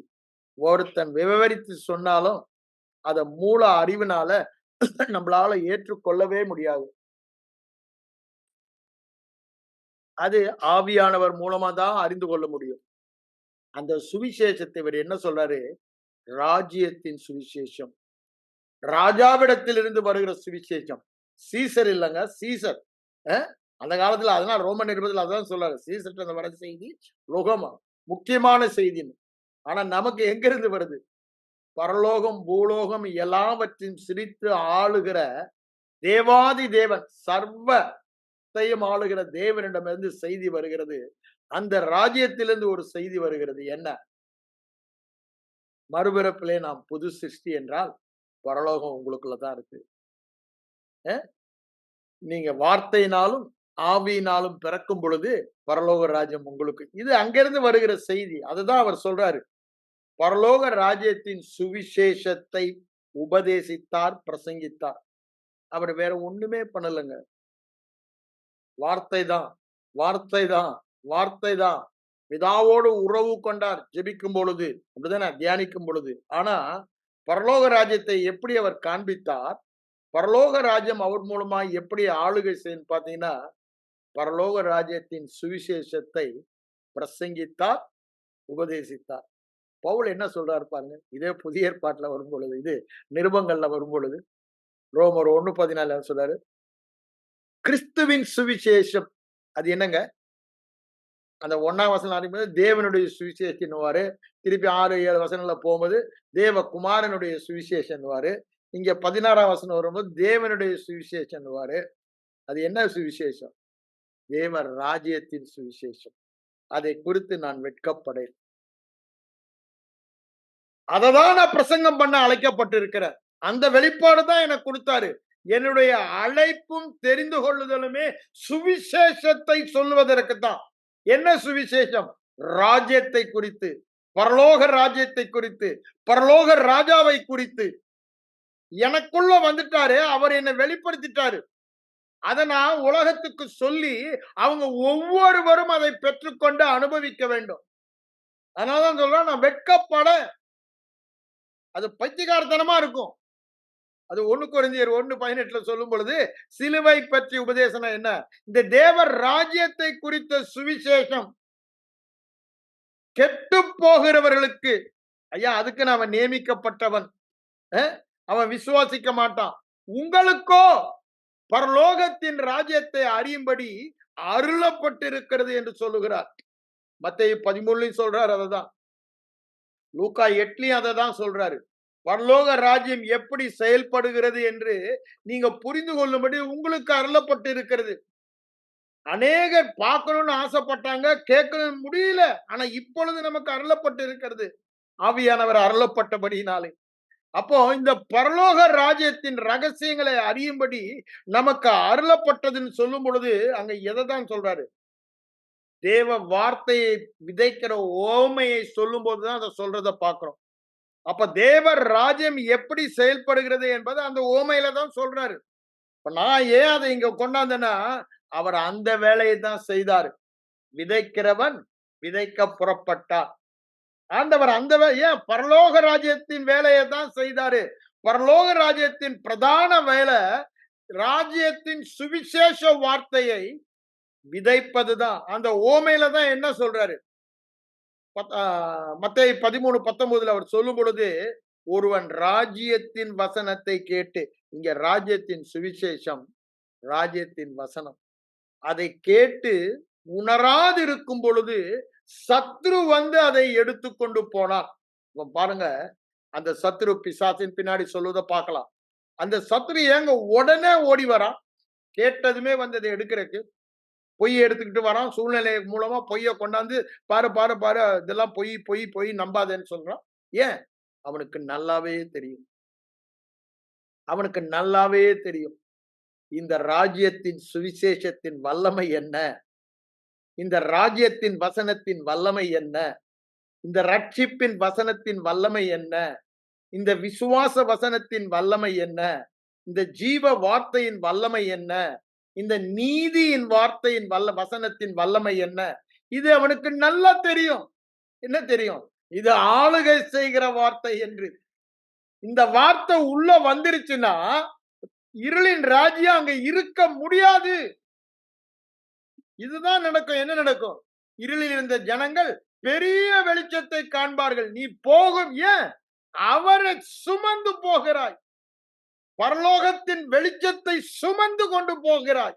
பரலோகத்தின் வெளிச்சத்தை நீ பேசுகிறாய். அப்போ பேசும் இடமெல்லாம் அதை விதைக்கிறாய். அதை இருதயத்தில் விதைத்து அதன் மூலமாக மக்கள் மூலமாக வெளிப்படுகிறது. இது பரலோக ராஜ்யம் இப்படிதான் செயல்படுது. விதைப்பதும் அறுப்பதும் தான் பரலோக ராஜ்யம் செயல்படும் விதம். வார்த்தை அப்போ பரலோக ராஜ்யத்தின் வார்த்தையை விதைத்தாதான் பரலோக ராஜ்யத்தின் வெளிச்சத்தை ஆச்சரியமான ஒளியை நாம் காண்பிக்க முடியும். அததான் ஆண்டவர் இங்க செஞ்சாரு. அவர் பிரசங்கித்தார், உபதேசித்தார். என்ன பிரசங்கித்தார்? பாவம் செய்யாதே, பாவம் செய்கிற ஆத்மா அழிந்து போகும், நீ நரகத்துக்கு போவாய் சொன்னாரா? இல்லங்க. ராஜ்யத்தின் சுவிசேஷத்தை பிரசங்கித்தார். ராஜ்யத்தின் சுவிசேஷத்தை பவுல் அதுதான் செஞ்சாரு. போன இடமெல்லாம் அவர் எந்த ஊருக்கு போனாலும் சரி, ஒவ்வொரு சபைக்கு நிருபங்கள் எழுதியிருக்காரு. அது எபேசுனாலும் சரி, கொரிந்துனாலும் சரி, கொலேசே பட்டணம்னாலும் சரி, பிலிப்பு பட்டணம்னாலும் சரி. பிலிப்பு பட்டணத்துல உபத்திரம் அடிச்சு ஜெயில போடுறான். இப்படிதானே? ஆனா அங்க ஒரு பெரிய எழுப்புதல் வெடித்து கிளம்புகிறது. ஐரோப்பிய தேசம் போய் உலகம் முழுவதும் போவதற்கு வித்தை விதைத்து விட்டார். அந்த நாளில் அவர் எதை? சுவிசேஷத்தை விதைத்தார். சுவிசேஷத்தை விதைத்தார். சுவிசேஷத்தை தான் விதைத்தார். வேற ஒண்ணும் பண்ணல. இன்னைக்கு என்னென்னமோ பண்றாங்க. ஆனா ஆண்டவர் சொல்றது சர்வ சிருஷ்டிக்கும் சுவிசேஷத்தை பிரசையுங்கள். சர்வ சிருஷ்டிக்கும் சுவிசேஷத்தை பிரசையுங்கள். உபதேசியுங்கள். சுவிசேஷம், சுவிசேஷ வசனம். ராஜ்யம், ராஜ்யத்தின் சுவிசேஷம், ராஜ்யத்தின் வசனம் என்னவாக உங்களை மாற்றிவிட்டார். ஒப்புரவாகுதலின் ஊழியத்தை உங்களுக்கு கொடுத்தேன்றாரு. 2 கொரிந்தியர் 5 அதிகாரம் 18, 19, 20 வாசித்து பாருங்க. தெளிவா அங்கு சொல்லுகிறார். புது சிருஷ்டி என்று 17 சொல்றாரு. 16 முதல்ல என்ன சொல்றாரு? ஒருத்தனையும் வெளித்தோற்றத்தின்படி பார்க்காத, உள்ளான புது சிருஷ்டியை பாருன்றாரு. உள்ளான புது சிருஷ்டியில அவர் உலாவுகிறார், அவர் வாசம் பண்ணுகிறார். பரலோகமே உள்ள வந்துருச்சு. ஒளியா இருக்கிற, இருளே இல்ல, நீதியா இருக்கிற, சாத்தான் அங்க இல்லவே இல்ல, தேவன் இருக்கிறார், கிறிஸ்துவாய் இருக்கிறார் அப்படின்னு எல்லாமே சொல்லுகிறார்.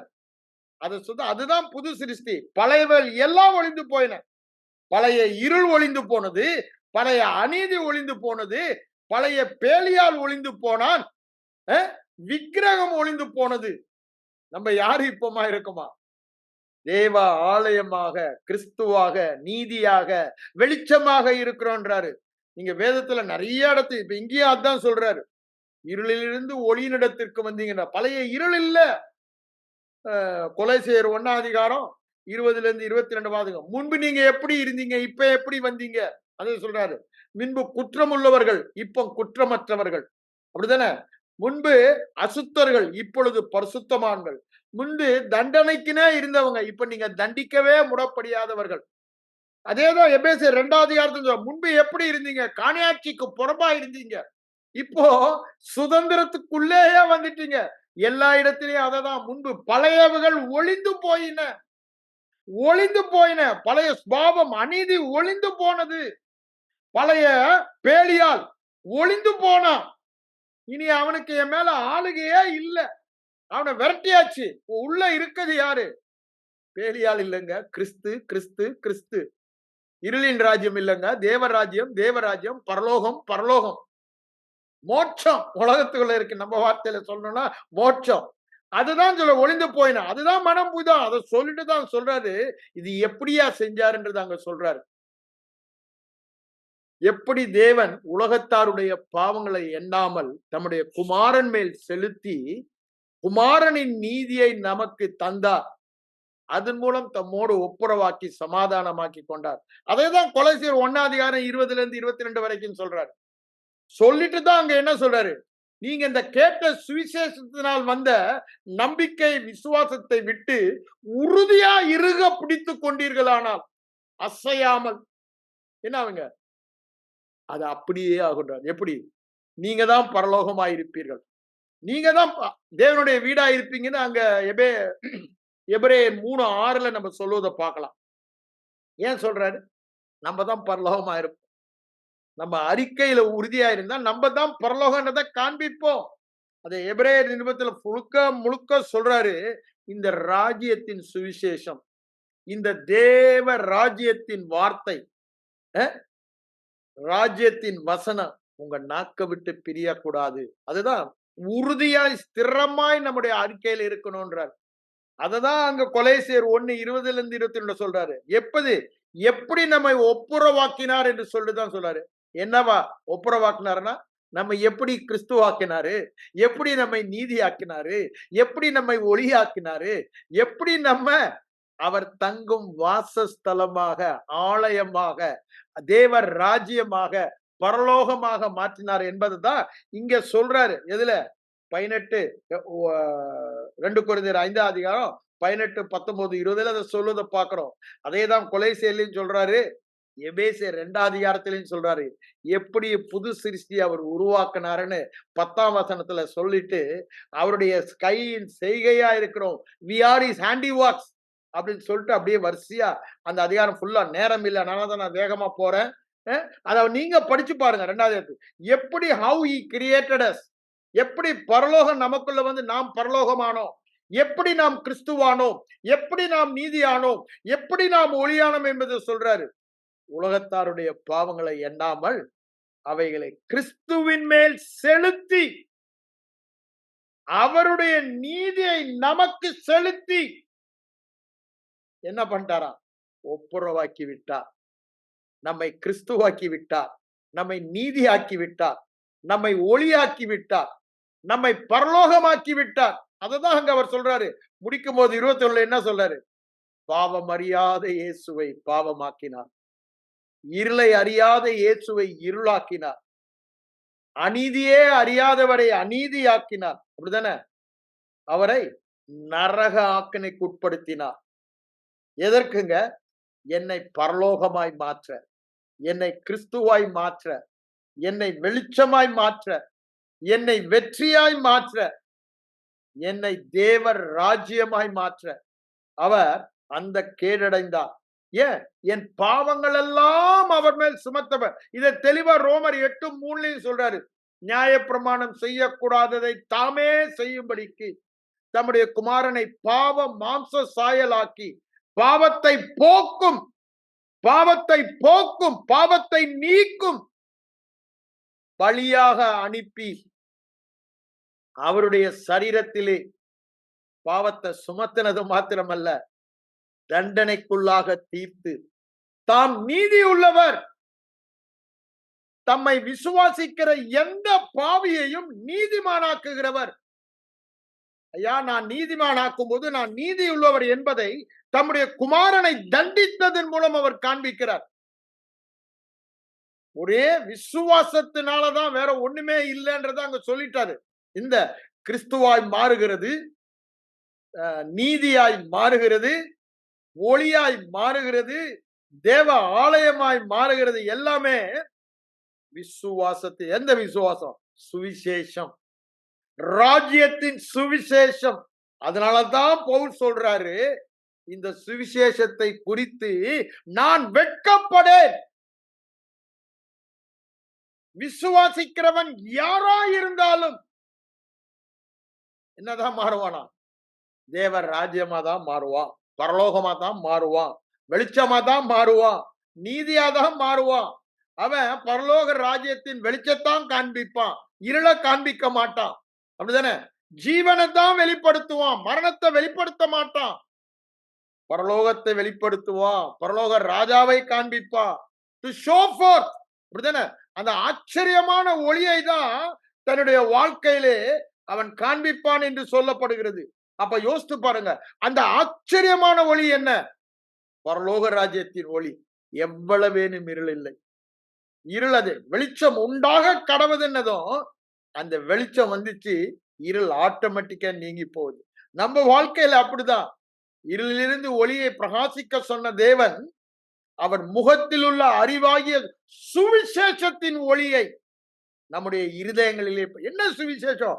ராஜ்யத்தின் சுவிசேஷம். என்ன ராஜ்யத்தின் சுவிசேஷம்? அவர் பாவமானபடியினாலே நான் நீதிமான். இதை விசுவாசிக்கிறவனுக்கு நீதி உண்டாவதற்கு அது தேவனுடைய பரலோக ராஜ்யத்தின் பலனாய் இருக்கிறது.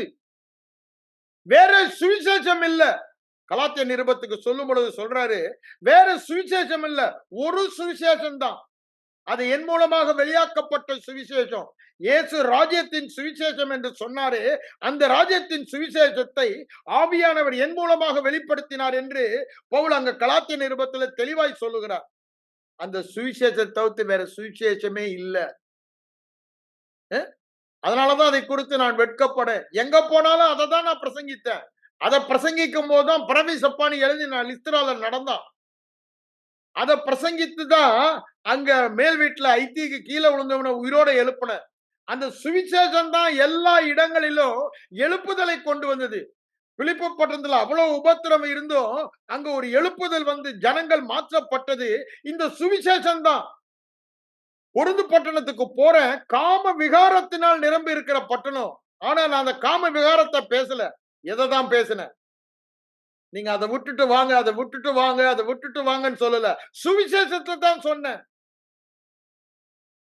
சுவிசேஷம் அவர்களுக்கு பெரிய மாறுதலை கொடுத்தது. கொலேசிய பட்டணத்துக்கு போனேன், அங்க கள்ள உபதேசம் கிரேக்கர்கள் மூலமா so many gnostic theories, matters, no good, அப்படிலாம் நிறைய தியரி இருந்தது. ஆனா நான் என்ன பண்ணேன்? இந்த தியரிக்கெல்லாம் போல, உபதேசத்துக்கெல்லாம் போல கள்ள உபதேசம் சொல்லல, சுவிசேஷத்தை சொன்னேன். அது கல்லோபதேசம். கல்லோபதேசம் கை நீட்டி காமிக்கல. சுவிசேஷத்தை சொன்ன. சுவிசேஷம் கொலேசி பட்டணத்துல கிரியை செய்து பெரிய மாற்றுதலை கொண்டு வந்தது. அததான் அவர் சொல்றாரு. நீங்க பாத்தீங்கன்னா கொலேசியர் 1ஆம் அதிகாரத்துக்கு வாங்க, அங்க சொல்வதை நம்ம பார்க்கிறோம். அவர் எந்த பட்டணத்துக்கு சென்றாலும், எபேசு பட்டணத்துக்கு போறாரு, முழுசா விக்கிரகம். விக்கிரகத்தினால நிரம்பப்பட்ட பட்டணம்.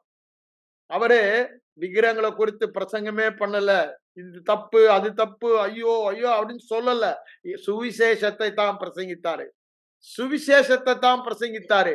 சுவிசேஷம் தான் விக்கிரம் நிறைந்த பட்டணத்திலே மாற்றுதலை கொண்டு வந்தது. கொலேசியர் 1ஆம் அதிகாரத்துக்கு 1ஆம் அதிகாரம் 6ஆம் வசனத்துக்கு வாருங்க. இந்த விசுவாசத்தை குறித்து நம்பிக்கைன்னு போட்டிருக்கு. நீங்கள் முன்னமே சத்திய வசனமாகிய சுவிசேஷத்தினால் கேள்விப்பட்டீர்கள். ராஜ்யத்தின் சுவிசேஷம் அதுதான் விசுவாசத்தை உங்களுக்கு கொடுக்கும். அதுதான் சொல்றாரு ரோமர் 1:17 சொல்றாரு. அது விசுவாசத்தை உங்களுக்கு கொடுக்கும்படி சுவிசேஷத்தினால் அது வெளியாக்கப்பட்டது. என்ன? நீ நீதியாயிருக்கிறாய், நீ ஒளியாயிருக்கிறாய், நீ பரலோகமாய் இருக்கிறாய், நீ கிறிஸ்துவாய் இருக்கிறாய். அதானே? அது ராஜ்யத்தின் சுவிசேஷம். ராஜ்ய சுவிசேஷம் நமக்கு வெளியாக்கணும் சொல்ற. என்ன சொல்றாரு? அது சுவிசேஷத்தினால் வெளிப்படுத்தினார். அந்த சுவிசேஷம் ஐயா வேற இல்லங்க, வேற இல்ல.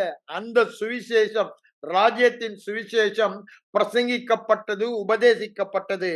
அது என்ன சொல்றாரு? உலகம் முழுவதும் பரம்பி பலன் தழுகிறது.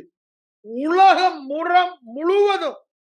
அதனாலதான் ஆண்டவர் கொடுத்த பிரதான கட்டளை. நம்ம எதையா செய்யறோம், அவர் கொடுத்த பிரதான கட்டளை சுவிசேஷத்தை பிரசங்கியுங்கள். சுவிசேஷத்தை கேட்டு விசுவாசித்து ரட்சிக்கப்படுவார்கள். தேவ ராஜ்யம் அவருக்குள்ள வரும். சுவிசேஷத்தை கேட்கணும். எதை கேட்கணும்? ரோமர் 10:17 என்ன சொல்றாரு? கேட்பதினால் விசுவாசம் வரும், விசுவாசம் தேவ வார்த்தை. ஆனா அங்க கான்டெக்ட் பாருங்க, முன்னால 15, 16 எல்லாம் சுவிசேஷம், சமாதானத்தின் சுவிசேஷம். அதான் சொல்றாரு. சுவிசேஷத்தை கேட்கிற நாம் யார்? சுவிசேஷகர்கள், நற்செய்தியை அறிவிப்பவர்கள், தேவர் ராஜ்யத்தின் நற்செய்தியை அறிவிக்கிற சுவிசேஷர்கள். வெறும் மனம் திரும்பி ரட்சிக்கப்படுகிறாங்களே, அந்த செய்தி மட்டும் சுவிசேஷ செய்தி அல்ல. கிறிஸ்தவ வாழ்க்கையில் ஆரம்பம் முதல் முடிவு வரை எதுதான்? சுவிசேஷ செய்தி தான். இதுதான் பரலோக ராஜ்யத்தின் சுவிசேஷம். இதுதான் பரலோக ராஜ்யத்துல உள்ள நுழைஞ்சிட்டோம். மறுபடியும் பறக்கும் போது அது நமக்குள்ள வந்துருச்சு. அதை வெளிப்படுத்துறதும் இந்த சுவிசேஷம் தான். அதனாலதான் பவுல் சொல்றாரு, வெட்கப்படேன். இந்த பரலோக ராஜ்யத்தை வெளிப்படுத்துவதற்கு அது தேவ வல்லமையாய் இருக்கிறது. இந்த சுவிசேஷத்தினாலே இந்த தேவ நீதி, இந்த ஒளி, இந்த பரலோக ராஜ்யம் எனக்குள் இருக்கிறது என்பது வெளிப்படுத்தப்பட்டு அதன் மூலமாக விசுவாசம் எனக்கு வருகிறது என்று சொல்லுகிறார். அதுதான் அங்க 1 கொரிந்தியர் 1:12 சொல்றாரு. ரட்சிக்கப்படுகிற நம்ம பரலோக ராஜ்யத்தை நாம் வெளிப்படுத்துவதற்கு அது தேவ வல்லமையாய் இருக்கிறது. அதுதான் இங்க கொலேசியர்னு சொல்றாரு. உலகமெங்கும் பரம்பி பலன் தருகிறது போல உங்களிடத்திலும் வந்து கல்லோபதேசம், அந்த கள்ள உபதேசம் நிறைந்த பட்டணத்திலும் வந்து நீங்கள் அதை கேட்டு கிருபையின் சுவிசேஷம், ராஜ்யத்தின் சுவிசேஷம் கிரியையினால் அல்ல, நீ செய்யாத பாவத்தினால் அல்ல, உன் கிரியையினால் அல்ல. கலாத்தியர் நிருபத்தில் ரொம்ப ஸ்ட்ராங் அதை சொல்லுவாரு. கிரியையினால் அல்ல, அதை கேட்டு கிருபையை சத்தியத்தின்படி, ராஜ்யத்தின் சுவிசேஷம், கிருபையின் சுவிசேஷம், சமாதானத்தின் சுவிசேஷம், ஒப்புரவாக்குதலின் சுவிசேஷம், பரலோக ராஜ்யத்தின் சுவிசேஷம். அதை கேட்டு அது கிரியையின் படி அல்ல, அது கிரியை அல்ல, கிருபையின் படி என்று அறிந்து சத்தியத்தின்படி, இந்த சுவிசேஷத்தை என்ன சொல்றாரு? சத்தியம் என்று சொல்லுகிறார். கலாத்தியர் நிருபத்தில் அழகா சொல்வார். சுவிசேஷ சத்தியத்திற்கு கீழ்ப்படியாமல் ஒரு நாளிகை கூட, ஒரு செகண்ட் கூட இல்ல. Every minute I was obeying the truth of the gospel. அப்படினா எதுங்க? இந்த ராஜ்யத்தின் சுவிசேஷம். இயேசு மரித்து உயிரோடு எழுந்தார். அதுதாங்க சுவிசேஷம். என்னை பரலோகமாய் மாற்றுவதற்கு இயேசு பாவமாகி பாவத்தின் தண்டனையாகிய மரணத்தையும் ஏற்றுக்கொண்டு முழுவதுமாய் பாவத்தின் கடனை செலுத்தி முடித்து விட்டேன் என்பதற்கு அடையாளமாக உயிரோடு எழுந்து அவர் மட்டும் பரலோகத்துக்குள்ள உட்கார்ல, என்னையும் பரலோகத்துக்குள்ள தான் வைத்திருக்காரு. அவரோடு கூட வீற்று இருக்கிறேன், பரலோகம் எனக்குள்ள இருக்கிறது, அவர் எனக்குள்ள இருக்கார்.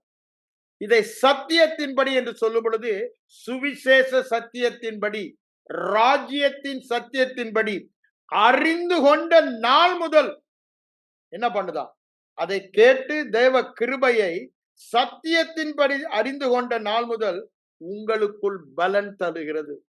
பலன், இட் கிவ்ஸ் யூ ஃப்ரூட். அப்படிதானே? அதை தானே பார்க்கிறோம். 30, 60, 100 பலன் தந்தது எது? இந்த சத்திய சுவிசேஷத்தின் வசனம் இருதயத்தில் விதைக்கப்பட்ட போது. அதனால்தான் உடனே ஓடி வரான். இது பலன் தரும்னு அவனுக்கு தெரியும். சத்ருவுக்கு ஒன்னே ஒண்ணுதான் தேவை, வேற ஒண்ணுமே இல்லை. அவன்கிட்ட போய் நீ பாவம் செய்யாத, பாவம் செய்யாதன்னு பிரசங்க வரைக்கும் ரைட் ரைட் ரைட் நம்ம லைன்ல தான் அவர் பிரசங்கம் பண்றான்னு அவன் போயிடுவான்.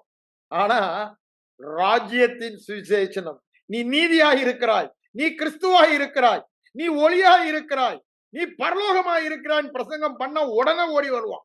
எதற்கு? ஐயா அது தப்புப்பா, தப்புப்பா, அதை நம்பாத நம்பாத. ஏன்? அவனுக்கு கை காலெல்லாம் அவன் குடலே ஆடி போயிடு. ஏன்? அதுக்கப்புறம் அவனுக்கு என்ன ஓட ஓட விரட்டிவே, அவனுக்கு இடமே இல்லை. அதனாலதான் உடனே ஓடி, ஐயோ அது ஒத்துக்காத ஒத்துக்காத, தப்பு தப்பு தப்புன்னு உன்னுடைய சூழ்நிலை மூலமாக, போதகர் மூலமாக, தேவ தாசகர்கள் மூலமா அவனுடைய ஏஜென்டா மாத்திடுவான். எல்லாரும் எதனால? மனம் மாற்றப்படப்படாதனால. அந்த கார்னல் மைண்ட் மாம்ச சிந்தையில இருக்க வரைக்கும் ஈஸியா ஏமாத்துவான்.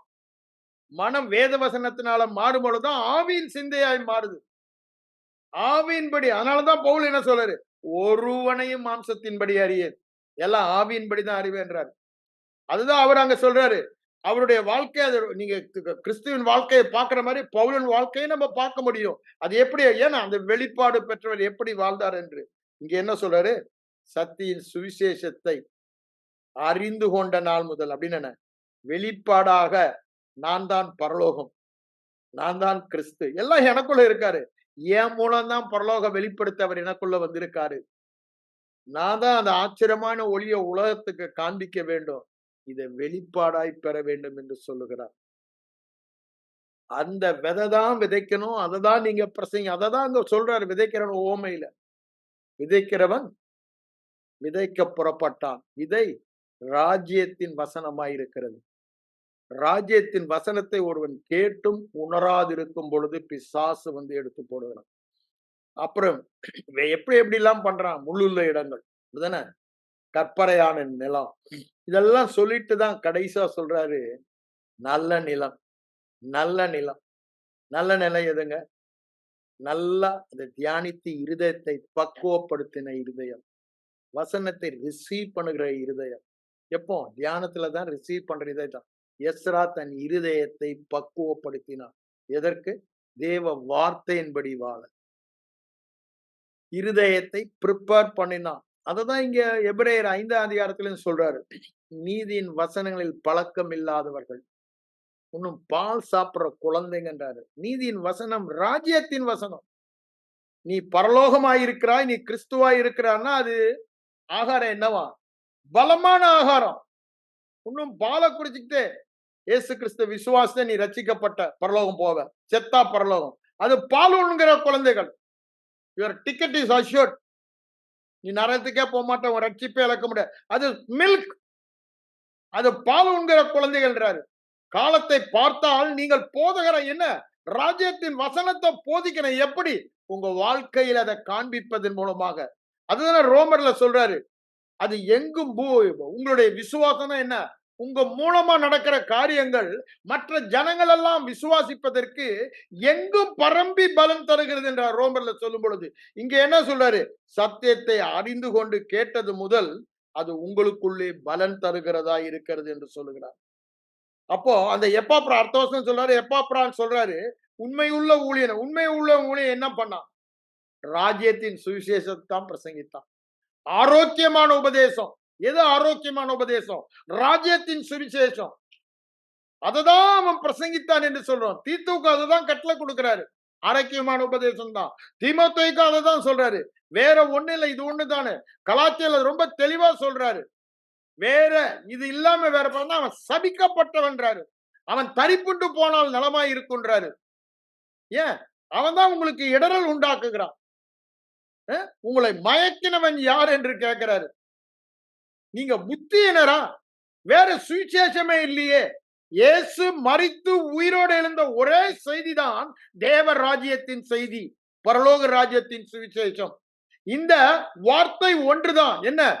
இயேசு மரித்து உயிரோடு எழுந்தபடியினாலே நான் நீதிமான், நான் ஒளியாய் இருக்கிறேன், நான் தேவனுடைய பரலோகமாக இருக்கிறேன். இதுதாங்க, இதுதான், வேற காரணமே இல்ல. இது இல்லாம வேற எதை பிரசங்கித்தாலும் அது சபிக்கப்பட்டவன். அது உங்களால் அழைத்தவரால் உண்டானதல்ல. அது உங்களை இடற பண்ணும், அது உங்களை மயக்கும், உங்களை புத்தி இல்லாம பண்ணிடும் அப்படின்னு நாங்க சொல்றாரு. ஆவியில் ஆரம்பம் பண்ணி கிரியையில முடிய போறீங்களா? இவ்வளவு புத்தியினரா? ராஜ்யத்தின் சுவிசேஷ வசனத்தை கேட்டு ரட்சிக்கப்பட்டீங்க. இப்போ அது இல்ல, சுவிசேஷத்தை கேட்க இனி தேவையில்லை, ஏற்கனவே ரட்சிக்கப்பட்டேன், இனி என் கிரியை தான் நினைக்கிறீங்களே, அவ்வளவு புத்தியினரான்னு கேட்கிறார். சொல்லி அங்க அழகா 3ஆம் அதிகாரம் கலாத்தியிலையும் பார்க்கலாம், ரோமர் 4ஆம் அதிகாரத்திலையும் பார்க்கலாம். ஆபிரகாமுடைய லைஃப்ல இருந்து எப்படி அவன் எல்லாமே ஆரம்பம் முதல் முடிவு வரை ஆபிரகாமுடைய வாழ்க்கையில எல்லாமே விசுவாசம் தான் காண்பிக்கிறார். ஒண்ணுமே அவன் கிரியினால பெறல. உங்க வாழ்க்கையில அப்படித்தாண்டா நாங்க சொல்றாரு. அப்போ ராஜ்யத்தின் சுவிசேஷத்தின் வசனத்தை கேட்கணும், பிரசங்கிக்கணும். அப்படிதான் இந்த ராஜ்யம் கிரியை செய்யும். வேற வழியே இல்ல. ஒரே வழி, தேவனுடைய வழி என்ன? விசுவாசத்தின் வழி. அந்த வழியை மாற்ற மாட்டார். அதான் இயேசு ஆரம்பிக்கும் போது என்ன பண்ணாரா? மத்தேயு 4ஆம் அதிகாரத்துல பாருங்க. ராஜ்யத்தின் சுவிசேஷத்தை உபதேசித்து பிரசங்கித்து சகல ஜனங்களுக்கும் ராஜ்யத்தை வெளிப்படுத்தினார். எப்படி வெளிப்படுத்தினாரு? சகல வியாதிகளையும் சகல நோய்களையும் நீக்கி. பரலோகத்துல வியாதி இருக்கா? நோய் இருக்கா? இல்ல.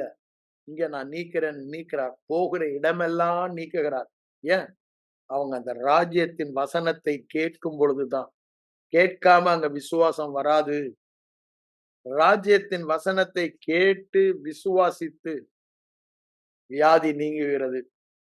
தேவன் தம்முடைய வார்த்தையை அனுப்பி குணமாக்கினார். சங்கீதம் 107:20 சொல்றாரு. வார்த்தை இல்லாமல் ஒரு காரியமும் தேவன் ராஜ்யத்தில் செய்வதில்லை. தேவ ராஜ்யம் தேவ வார்த்தையினால் செயல்படுகிறது. வார்த்தையிலே அவர் எல்லாவற்றையும் வைத்து விட்டார். தேவ ராஜ்யம் செயல்படும் விதம் தான் மத்தேயு 13, மார்க் 4, லூக்கா 8 தெளிவாய் சொல்றார். அது எப்படி செயல்படும்? வேத வசனத்தை பிரசங்கிக்க வேண்டும் அப்படின்னா என்ன? தேவர் ராஜ்யத்தின் வசனம். வேதத்தில் உள்ள எல்லாமே இல்ல, நியாயப்பிரமாணமும் வேத வசனம் தான் இருக்கு. எதைதான் பிரசங்கிக்கணும்? தேவர் ராஜ்யம் என்ன சொல்லுகிறது? புது சிருஷ்டி என்று சொல்லுகிறது, பழையவள் ஒளிந்து போயின என்று சொல்லுகிறது, எல்லாம் புதிதாயின என்று சொல்லுகிறது, உனக்கு ஆக்கினை தீர்ப்பு இல்லை என்று சொல்லுகிறது, நீ விடுதலையாக்கப்பட்டவன், நீ ஆசீர்வதிக்கப்பட்டவன், நீ பரிபூரணம் உள்ளவன், உன்னிலே பழுதொன்றும் இல்லை, விடுதன உன்மேல் பரிபூர்ண பிரியமாய் இருக்கிறார். You are the beloved. தேவனால் மிகவும் பிரியமானவன் நீ. இது எது சொல்லுது? ராஜ்யத்தின் சுவிசேஷம். ஏன்? இயேசு செய்து முடித்த கிரியையினால். இன்னொரு விதத்துல கிருபை என்று சொல்லுகிறோம். அத ஏன்? It's totally free. விசுவாசத்தினால் மாத்திரம் நான் அந்த இடத்துக்கு போறேன். விசுவாசத்தினால் மாத்திரம் நான் பரலோகமாய் மாறுகிறேன். விசுவாசத்தினால் மாத்திரம் பரலோகத்தை காண்பிக்கிறேன். விசுவாசத்தினால் மாத்திரம் நான் கிறிஸ்துவாகி கிறிஸ்துவை வெளிப்படுத்துகிறேன். எல்லாமே ஆரம்பம் முதல் முடிவர கிறிஸ்து தான். அததான் அவர் அங்க சொல்லுகிறார். அத போய் கலப்படம் பண்ணிடாத, இதுக்கு மேல உன் கிரியை வேணும்னு. அந்த கலப்பட சுவிசேஷத்தை தான் கலாத்தியர் நிருபத்துல கலப்படத்தை போட்டு அடின்னு அடிக்கிறார். ஏன்? அது ஜனங்களை எவ்வளவு தூரத்துக்கு இந்த உலகத்திலே ராஜ்யத்தை காண்பிக்காதவர்களாக ஒரு சாதாரண வாழ்க்கை வாழ வைத்து விடும் என்று அவர் அறிந்தபடினால கலாத்தியர் நிருபம் முழுவதுமா சொல்றாரு. கடைசியா முடிக்கும் போது புது சிருஷ்டியே காரியம் என்று சொல்றார். ஆனா வெளித்தோற்றத்தை பார்க்காதடா, நீ செய்யாத காரியம் அல்ல. அந்த காலத்தில் விருத்த சேர்ந்தா ஹீட்டட் டாபிக். அதனால அங்க சொல்லிட்டு சொல்றாரு. 14-15 சொல்லிட்டு 16 சொல்றாரு. புது சிருஷ்டிய காரியம். இந்த பிரமாணத்தின்படி என்ன காரியம்? தேவ ராஜ்யத்துல உள்ளான மனிதன் நீ பரலோகம் உனக்குள்ள இருக்கு. அந்த புது சிருஷ்டி தான் மேட்டர், நத்திங் எல்ஸ். நீ அதை பாரு, நீ யார் என்பதை பாரு. இந்த புது சிருஷ்டி யாரு? பழசெல்லாம் ஒளிஞ்சு போச்சு, எல்லாம் புதுசாயிடுச்சு. நரகமும் நரகத்துக்குடைய கிரியை எல்லாம் போயிடுச்சு. எல்லாம் புதிதான பரலோகம் பரலந்து கிரியை வந்துச்சு. அதையே பாரு, அதையே பேசு, அதையே பிரசங்கம் பண்ணு. ஒருவனையும் வெளி தோற்றத்தின்படியே அறியும்படி நீ பிரசங்கம் பண்ணாத. அவனை உள்ளான மனிதன் யார், நீ யார், யார் கிறிஸ்துவுக்குள் நீ யார், பரலோகம் உனக்குள்ள இருக்கிறது. அதையே பிரசங்கிக்க சொல்லுகிறார், அதையே உபதேசிக்க சொல்லுகிறார். ஆண்டவர் அதை தான் செய்தார், வேற ஒண்ணும் அவர் செய்யல. பவுல் அதை தான் செய்தார், போன இடமெல்லாம் செஞ்சார். அது பலமாய் கிரியை செய்தது, அது பலமாய் கிரியை செய்தது. எபேசு பட்டணம் அவ்வளவு விக்கிரம் நிறைந்திருந்தது. சுவிசேஷத்தை உபதேசித்தார். பெரிய எழுப்புதல். ஆசியா முழுவதுமாக எல்லோரும் சுவிசேஷத்தை கேட்டார்கள். எப்படிங்க இவர் எபேசுல பண்றாரு? எபேசு விக்கிரங்கள் நிறைந்த பட்டணம் அப்படியே மாறுது பரலோகமா. சுத்தி ஆசியா தேசம் முழுவதும் அந்த செய்தி போகிறது. செய்தி போகிறதுனால சுவிசேஷத்தை கேட்டார். சுவிசேஷம் என்பது அவ்வளவு வல்லமை உள்ளது. அதனால்தான் பவுல் சொல்றாரு, உங்க விசுவாசம் நீங்க எது மேல வைக்கிறீங்க? ஒரு சாதாரண ஆப்ஜெக்டா இல்ல வெரி ஸ்ட்ராங் ஆப்ஜெக்டா? அதுதான் நான் விசுவாசம் வைக்கிறது சுவிசேஷத்தின் மேல. ஏன்னா அவ்வளவு பலம் உள்ளது, அதுக்கு லிமிட்டே இல்லை சுவிசேஷத்தின் வல்லமைக்கு. இன்னொரு விதத்துல சொல்ல போனா தேவ கிருபை, சுவிசேஷம் தேவ கிருபையை காண்பிக்கிறது. கிருபையின் வல்லமைக்கு லிமிட்டே இல்லை. கிருபையின் வல்லமைன்னு சொன்னா இயேசு சிலுவையில் செய்து முடித்த கிரியையின் வல்லமைக்கு ஒரு லிமிட்டே இல்லை. இங்க எபேசுல பிரசங்கம் பண்றான், எழுப்புதல் வெடித்து கிளம்புகிறது. ஆசியா முழுவதிலும் உள்ள ஜனங்கள் சுவிசேஷத்தை கேட்டார். ஏன் இந்த செய்தி பரம்புகிறது? அங்க ரோமர்ல அவங்க இயேசுவை ஏற்றுக்கொண்டது அந்த விசுவாசம். என்ன விசுவாசம்? சுவிசேஷத்தை கேட்பதினால். அந்த சுவிசேஷம் சொல்றாரு, சுவிசேஷத்தை கேட்ட விசுவாசம் வந்துச்சு. அந்த விசுவாசம் உலகமெங்கும் பரம்பி பலன் தருகிறது என்றாரு. ரோமர் 1:6-7 நீங்க வாசித்து பாருங்க. அதை அவர் சொல்லுவதை பார்க்கலாம். உங்களுக்கு சந்தேகமா தான் நான் எடுத்து வாசித்துறேன். ஆஃப் ஹார்ட்டடா நான் சொல்லிட்டு போகல. ரோமர் 1 பாருங்க, அவர் என்ன சொல்றாரு பாருங்க. 8ஆம் வசனத்துல, உங்கள் விசுவாசம் உலகம் எங்கும் பிரசித்தமாகிறபடியினாலே. ஐயா, இந்த சுவிசேஷம் ஒரு ஆளுக்குள்ள வந்துருச்சுன்னா அந்த முழு குடும்பமும் ரட்சிக்கப்படும்ன்றாரு. முழு குடும்பம் இல்லைங்க, முழு குடும்பம் இல்ல, முழு தெருவும், முழு கிராமமும், முழு வீடும். எப்போ இது வெளிப்படும் பொழுதுதான். இது இப்ப ஏன் நடக்கல? நான் ரட்சிக்கப்பட்ட என் குடும்பத்தில் எல்லாரும் ஏன் ரட்சிக்கப்படல? என் கிராமம் முழுவதும் ஏன் ரட்சிக்கப்படல? என் பட்டணம் முழுவதும், என் தேசம் முழுவதும் மாறல? ஏன் ஏன் உலகம் இது அந்த நாம் என்ன பண்ணுமா? டு ஷோ ஃபோர்த், நாம் வெளிப்படுத்தவில்லை. ஏன் வெளிப்படுத்தவில்லை? சுவிசேஷம் ஆரம்பம் மறுபிறப்புக்குன்னு அதை தள்ளிட்டு இந்த பரலோக ராஜ்யம் செத்த பிறகுன்னு நம்ம போஸ்ட்போன் பண்ணிட்டோம். அது நம்முடைய முட்டாள்தனம் கலாச்சாரத்துல சொல்றாரு.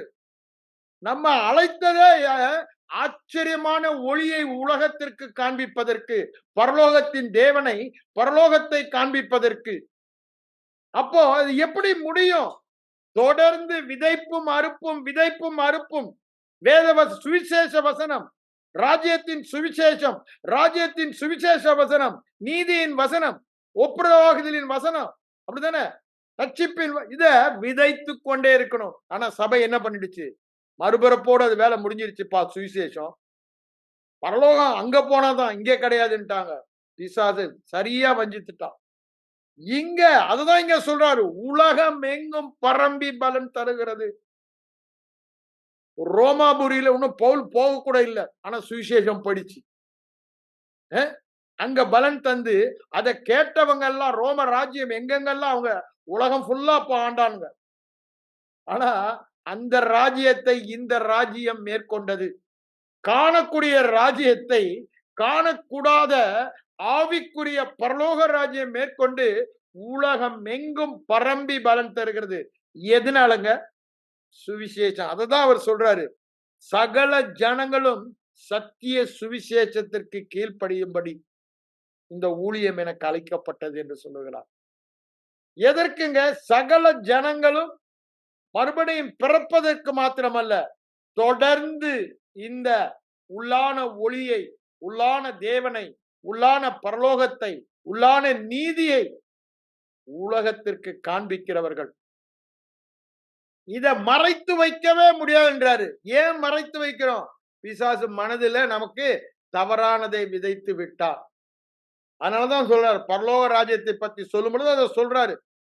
சத்துரு நாற்றை விதைத்துட்டானாம், களைய. அந்த களை தான் நம்மளை தடை செய்து கொண்டிருக்கு. அவன் வேலையே இதுதானே. நீ பரலோகத்தை பூமியில அனுபவிக்கலனா அநேகர் மாற மாட்டாங்க. அவன் கீழே கொஞ்சம் ஆளுங்க இருக்கும். அது வரைக்கும் காலத்தை ஓட்டலாம் அப்படின்னு அவன் பார்க்கறான். ஏற்கனவே வல்லமை அதிகாரம் புடுங்கப்பட்டவன்.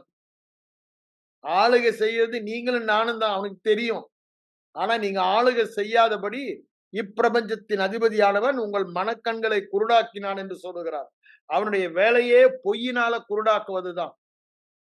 சுவிசேஷனுடைய வேலை என்ன? சத்தியத்தை சொல்லி கண்களை திறப்பது சுவிசேஷத்தின் வேலை. சும்மா அவன் கண்ணை திறக்கிறேன் இல்லைங்க. சுவிசேஷத்தின் ஒளிதான். அது இருதயத்தில் பிரகாசிக்கணும். எப்படி பிரகாசிக்கும்? விதைப்பும் அறுப்பும் தான். சுவிசேஷத்தை சொல்லணும், சுவிசேஷத்தை கேட்கணும், தொடர்ந்து கேட்கணும், தொடர்ந்து தியானிக்கணும், தொடர்ந்து பார்க்கணும். சுவிசேஷத்தின் ஒளி வீசும். சுவிசேஷம் சொல்றதை தற்சொரூபமாய் பார்க்க ஆரம்பிப்போம். அதெல்லாம் சொல்றாரு, தற்சொரூபமாய் சிலுவையில் அறையப்பட்டவராக உங்க கண்களுக்கு வெளியாக்கப்பட்டாரே, உங்களை மயக்கினவன் யார் என்று சொல்ற. இவ்வளவு சீக்கிரமா சத்திய சுவிசேஷத்திற்கு நீங்க கீழ்ப்படியாம போக உங்களை மயக்கினவன் யார் என்று, அதுதாங்க ஆரம்பம், அதுதான் முடிவு என்று அங்கு சொல்லுகிறார். தொடர்ந்து கேட்க வேண்டியது ஒன்னே ஒண்ணுதான். என்ன? ராஜ்யத்தின் சுவிசேஷம், ராஜ்யத்தின் வசனம். அதுதான் சொல்றாரு. அதற்கு எல்லா ஜனங்களும் கீழ்ப்படியணும்னா என் மூலமா என் வாழ்க்கையில ஆண்டவர் அதை தான் செஞ்சாரு. வெளிச்சம் எல்லாரும் பார்க்க முடிந்தது. இருளில் இருந்த ஜனங்கள் பெரிய வெளிச்சத்தை கண்டார்கள். அப்படின்னு என்னங்க? பரலோகத்தை கண்டார்கள். எப்படி? வியாதியஸ்தலை நீக்கி அவங்களுக்கு டெமான்ஸ்ட்ரேட் பண்றாரு. பிசாசுகளை துரத்தி டெமான்ஸ்ட்ரேட் பண்றாரு. காற்றையும் கடலையும் பார்த்து இறையாதே என்று சொல்லுகிறார். பிசாசை பார்த்து லேகியோன் பிசாசை போட்டு போ என்று சொல்லுகிறார். எங்க இருந்துங்க? வாயின் வார்த்தை. இருதயத்தில் இருந்து அவர் பேசுகிறார். இருதயத்தில் விசுவாசம் உண்டாகி வாயினால் பேசப்படும். அவன் சொன்னபடியே ஆகும். ரட்சிப்பு உண்டாக இருதயத்தில், நீதி உண்டாக இருதயத்தில், பரலோக ராஜ்யம் வெளிப்பட இருதயத்தில் விசுவாசித்து வாயினால் பேசும் பொழுது பரலோக ராஜ்யம் வெளிப்படும். இந்த ஒளி பூமி எங்கும் பரம்பி பலன் தருகிறது. இந்த சுவிசேஷத்தின் ஒளி பூமி எங்கும் பரம்பி பலன் தருகிறது. எப்போங்க? நான் தொடர்ந்து விதைப்பும் அறுப்பையும் செய்யும் பொழுது. என்னது? விதைக்கிறவன் வசனத்தை விதைக்க புறப்பட்டான். அதான் சொல்றார், பரலோக ராஜ்யத்தின் ரகசியங்கள் எப்படி வேலை செய்யுதுன்னு உங்களுக்கு அருளப்பட்டதுன்னு தான் அதை சொல்றாரு. சுவிசேஷம் ஃபுல்லா படிச்சு பாருங்க. நம்ம ஒவ்வொரு சாப்டரா எடுத்து போனா நேரம் பத்தாது. நீங்களே பாருங்க. தேவ ராஜ்யத்தை குறித்து முழுக்க முழுக்க தேவ ராஜ்யத்தை தான் சொன்னார். வேற காரியமே இல்ல. எதுக்குங்க? நீங்க தேவ ராஜ்யத்தை இந்த உலகத்திலே காண்பிக்க அழைக்க அவர் காண்பித்தாரு. தேவர் ராஜ்யத்தை காண்பித்தாரு. அதனாலதான் நிக்கோதேமு சொல்றான்,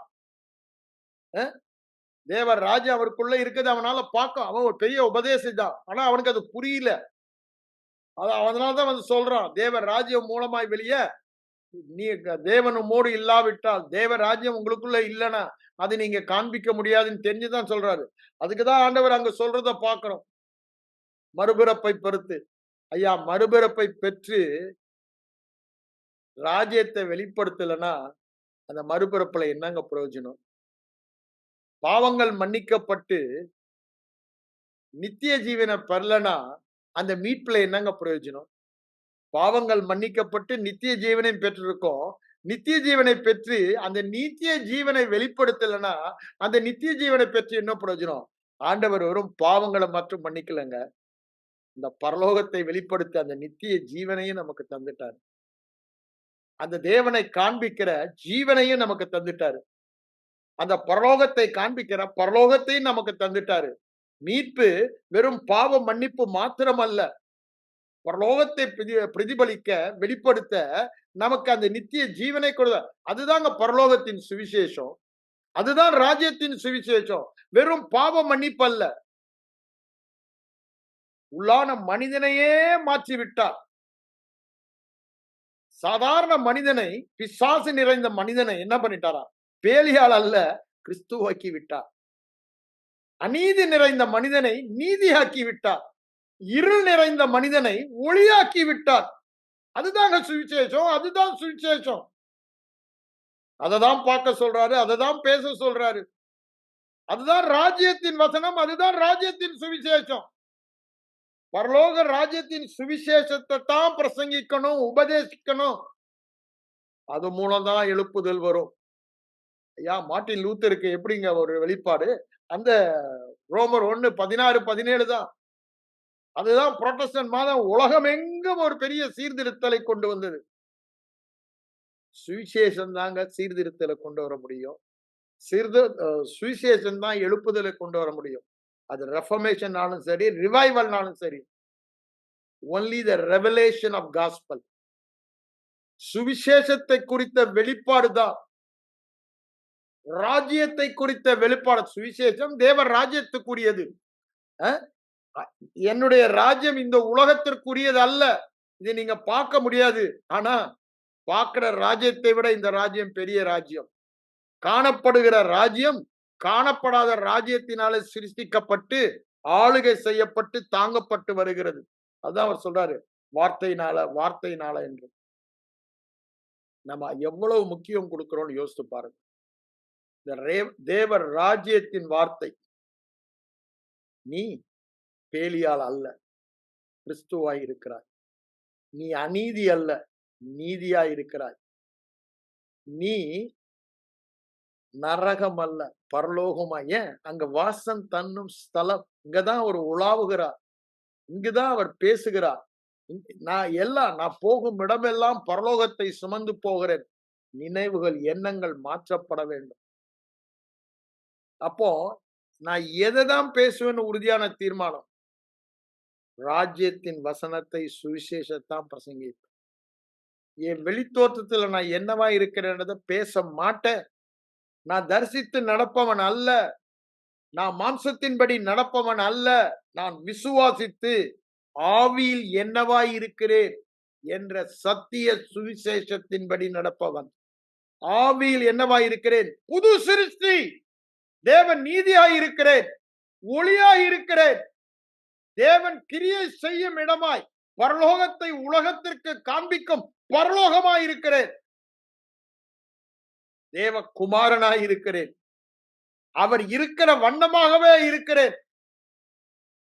ஐயா, இததான் பேசணும், இததான் பார்க்கணும், இததான் கேட்கணும், இததான் உபதேசிக்கணும் என்று சொல்லுகிறார். என்ன உபதேசத்தை நமக்கு கொடுத்திருக்கிறாரா? ஒப்புரவாக்குதலில் புது சிருஷ்டியின் ஊழியக்காரர்கள் நாம். அப்படிதானே? புதிய உடன்படிக்கையின் புது சிருஷ்டியின் ஊழியக்காரர்கள். இந்த புதிய உடன்படிக்கையில புதிய சிருஷ்டியை பற்றி தான் சொல்லுது. அததான் நம்ம பிரசங்கி. அதுதான் 2 கொரிந்தியர் 3ஆம் அதிகாரத்துல சொல்றதை நம்ம பார்க்கிறோம். அப்போ இப்பேற்பட்ட ஊழியத்தை நாம் பெற்றிருக்கிறோம். சாதாரண ஊழியம் இல்லைங்க.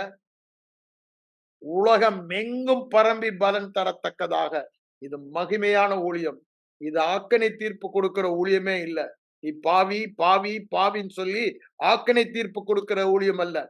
இது நீதி கொடுக்கிற ஊழியம். இது வெளிச்சம் கொடுக்கிற ஊழியம். இது பரலோகத்தை கொடுக்கிற ஊழியம். இது தேவன் கிரியை செய்கிறவனாய் மாற்றுகிற ஊழியம். அந்த ஊழியத்தை செய்ய வேண்டுமானால் இந்த புதிய உடன்படிக்கையின் புது சிருஷ்டியின் ஸ்லாக்கியங்களை தேவர் ராஜ்யத்தின் நற்செய்தியாக சொல்ல நாம் அழைக்கப்பட்டிருக்கிறோம். நாம் கண்களை மூடி ஜெபிப்போம். எங்கள் அன்பின் பரலோக பிதாவே, இந்த நல்ல காலை வேளைக்காக உம்மை நன்றியோடு உம்மை ஸ்தோத்தரிக்கிறோம் ஆண்டவரே. நீங்க சொன்ன ஒவ்வொரு நல்ல வார்த்தைகளுக்காக உம்மை நன்றியோடு உம்மை துதிக்கிறோம். நாங்கள் அழைக்கப்பட்ட அழைப்பை பார்க்கும் பொழுது, ஆண்டவரே, எங்களிலே விசேஷமானவர்கள் யாருமே இல்ல ஆண்டவரே. ஆனா, நீங்க கிருபையினால அழைத்தீங்க ஆண்டவரே. மேன்மை பாராட்டுகிறவன் யாரும் கர்த்தரே மேன்மை பாராட்டத்தக்கதாக அவரே எங்களுக்கு பரலோகமானார். அவரே எங்களுக்கு நீதியானார்.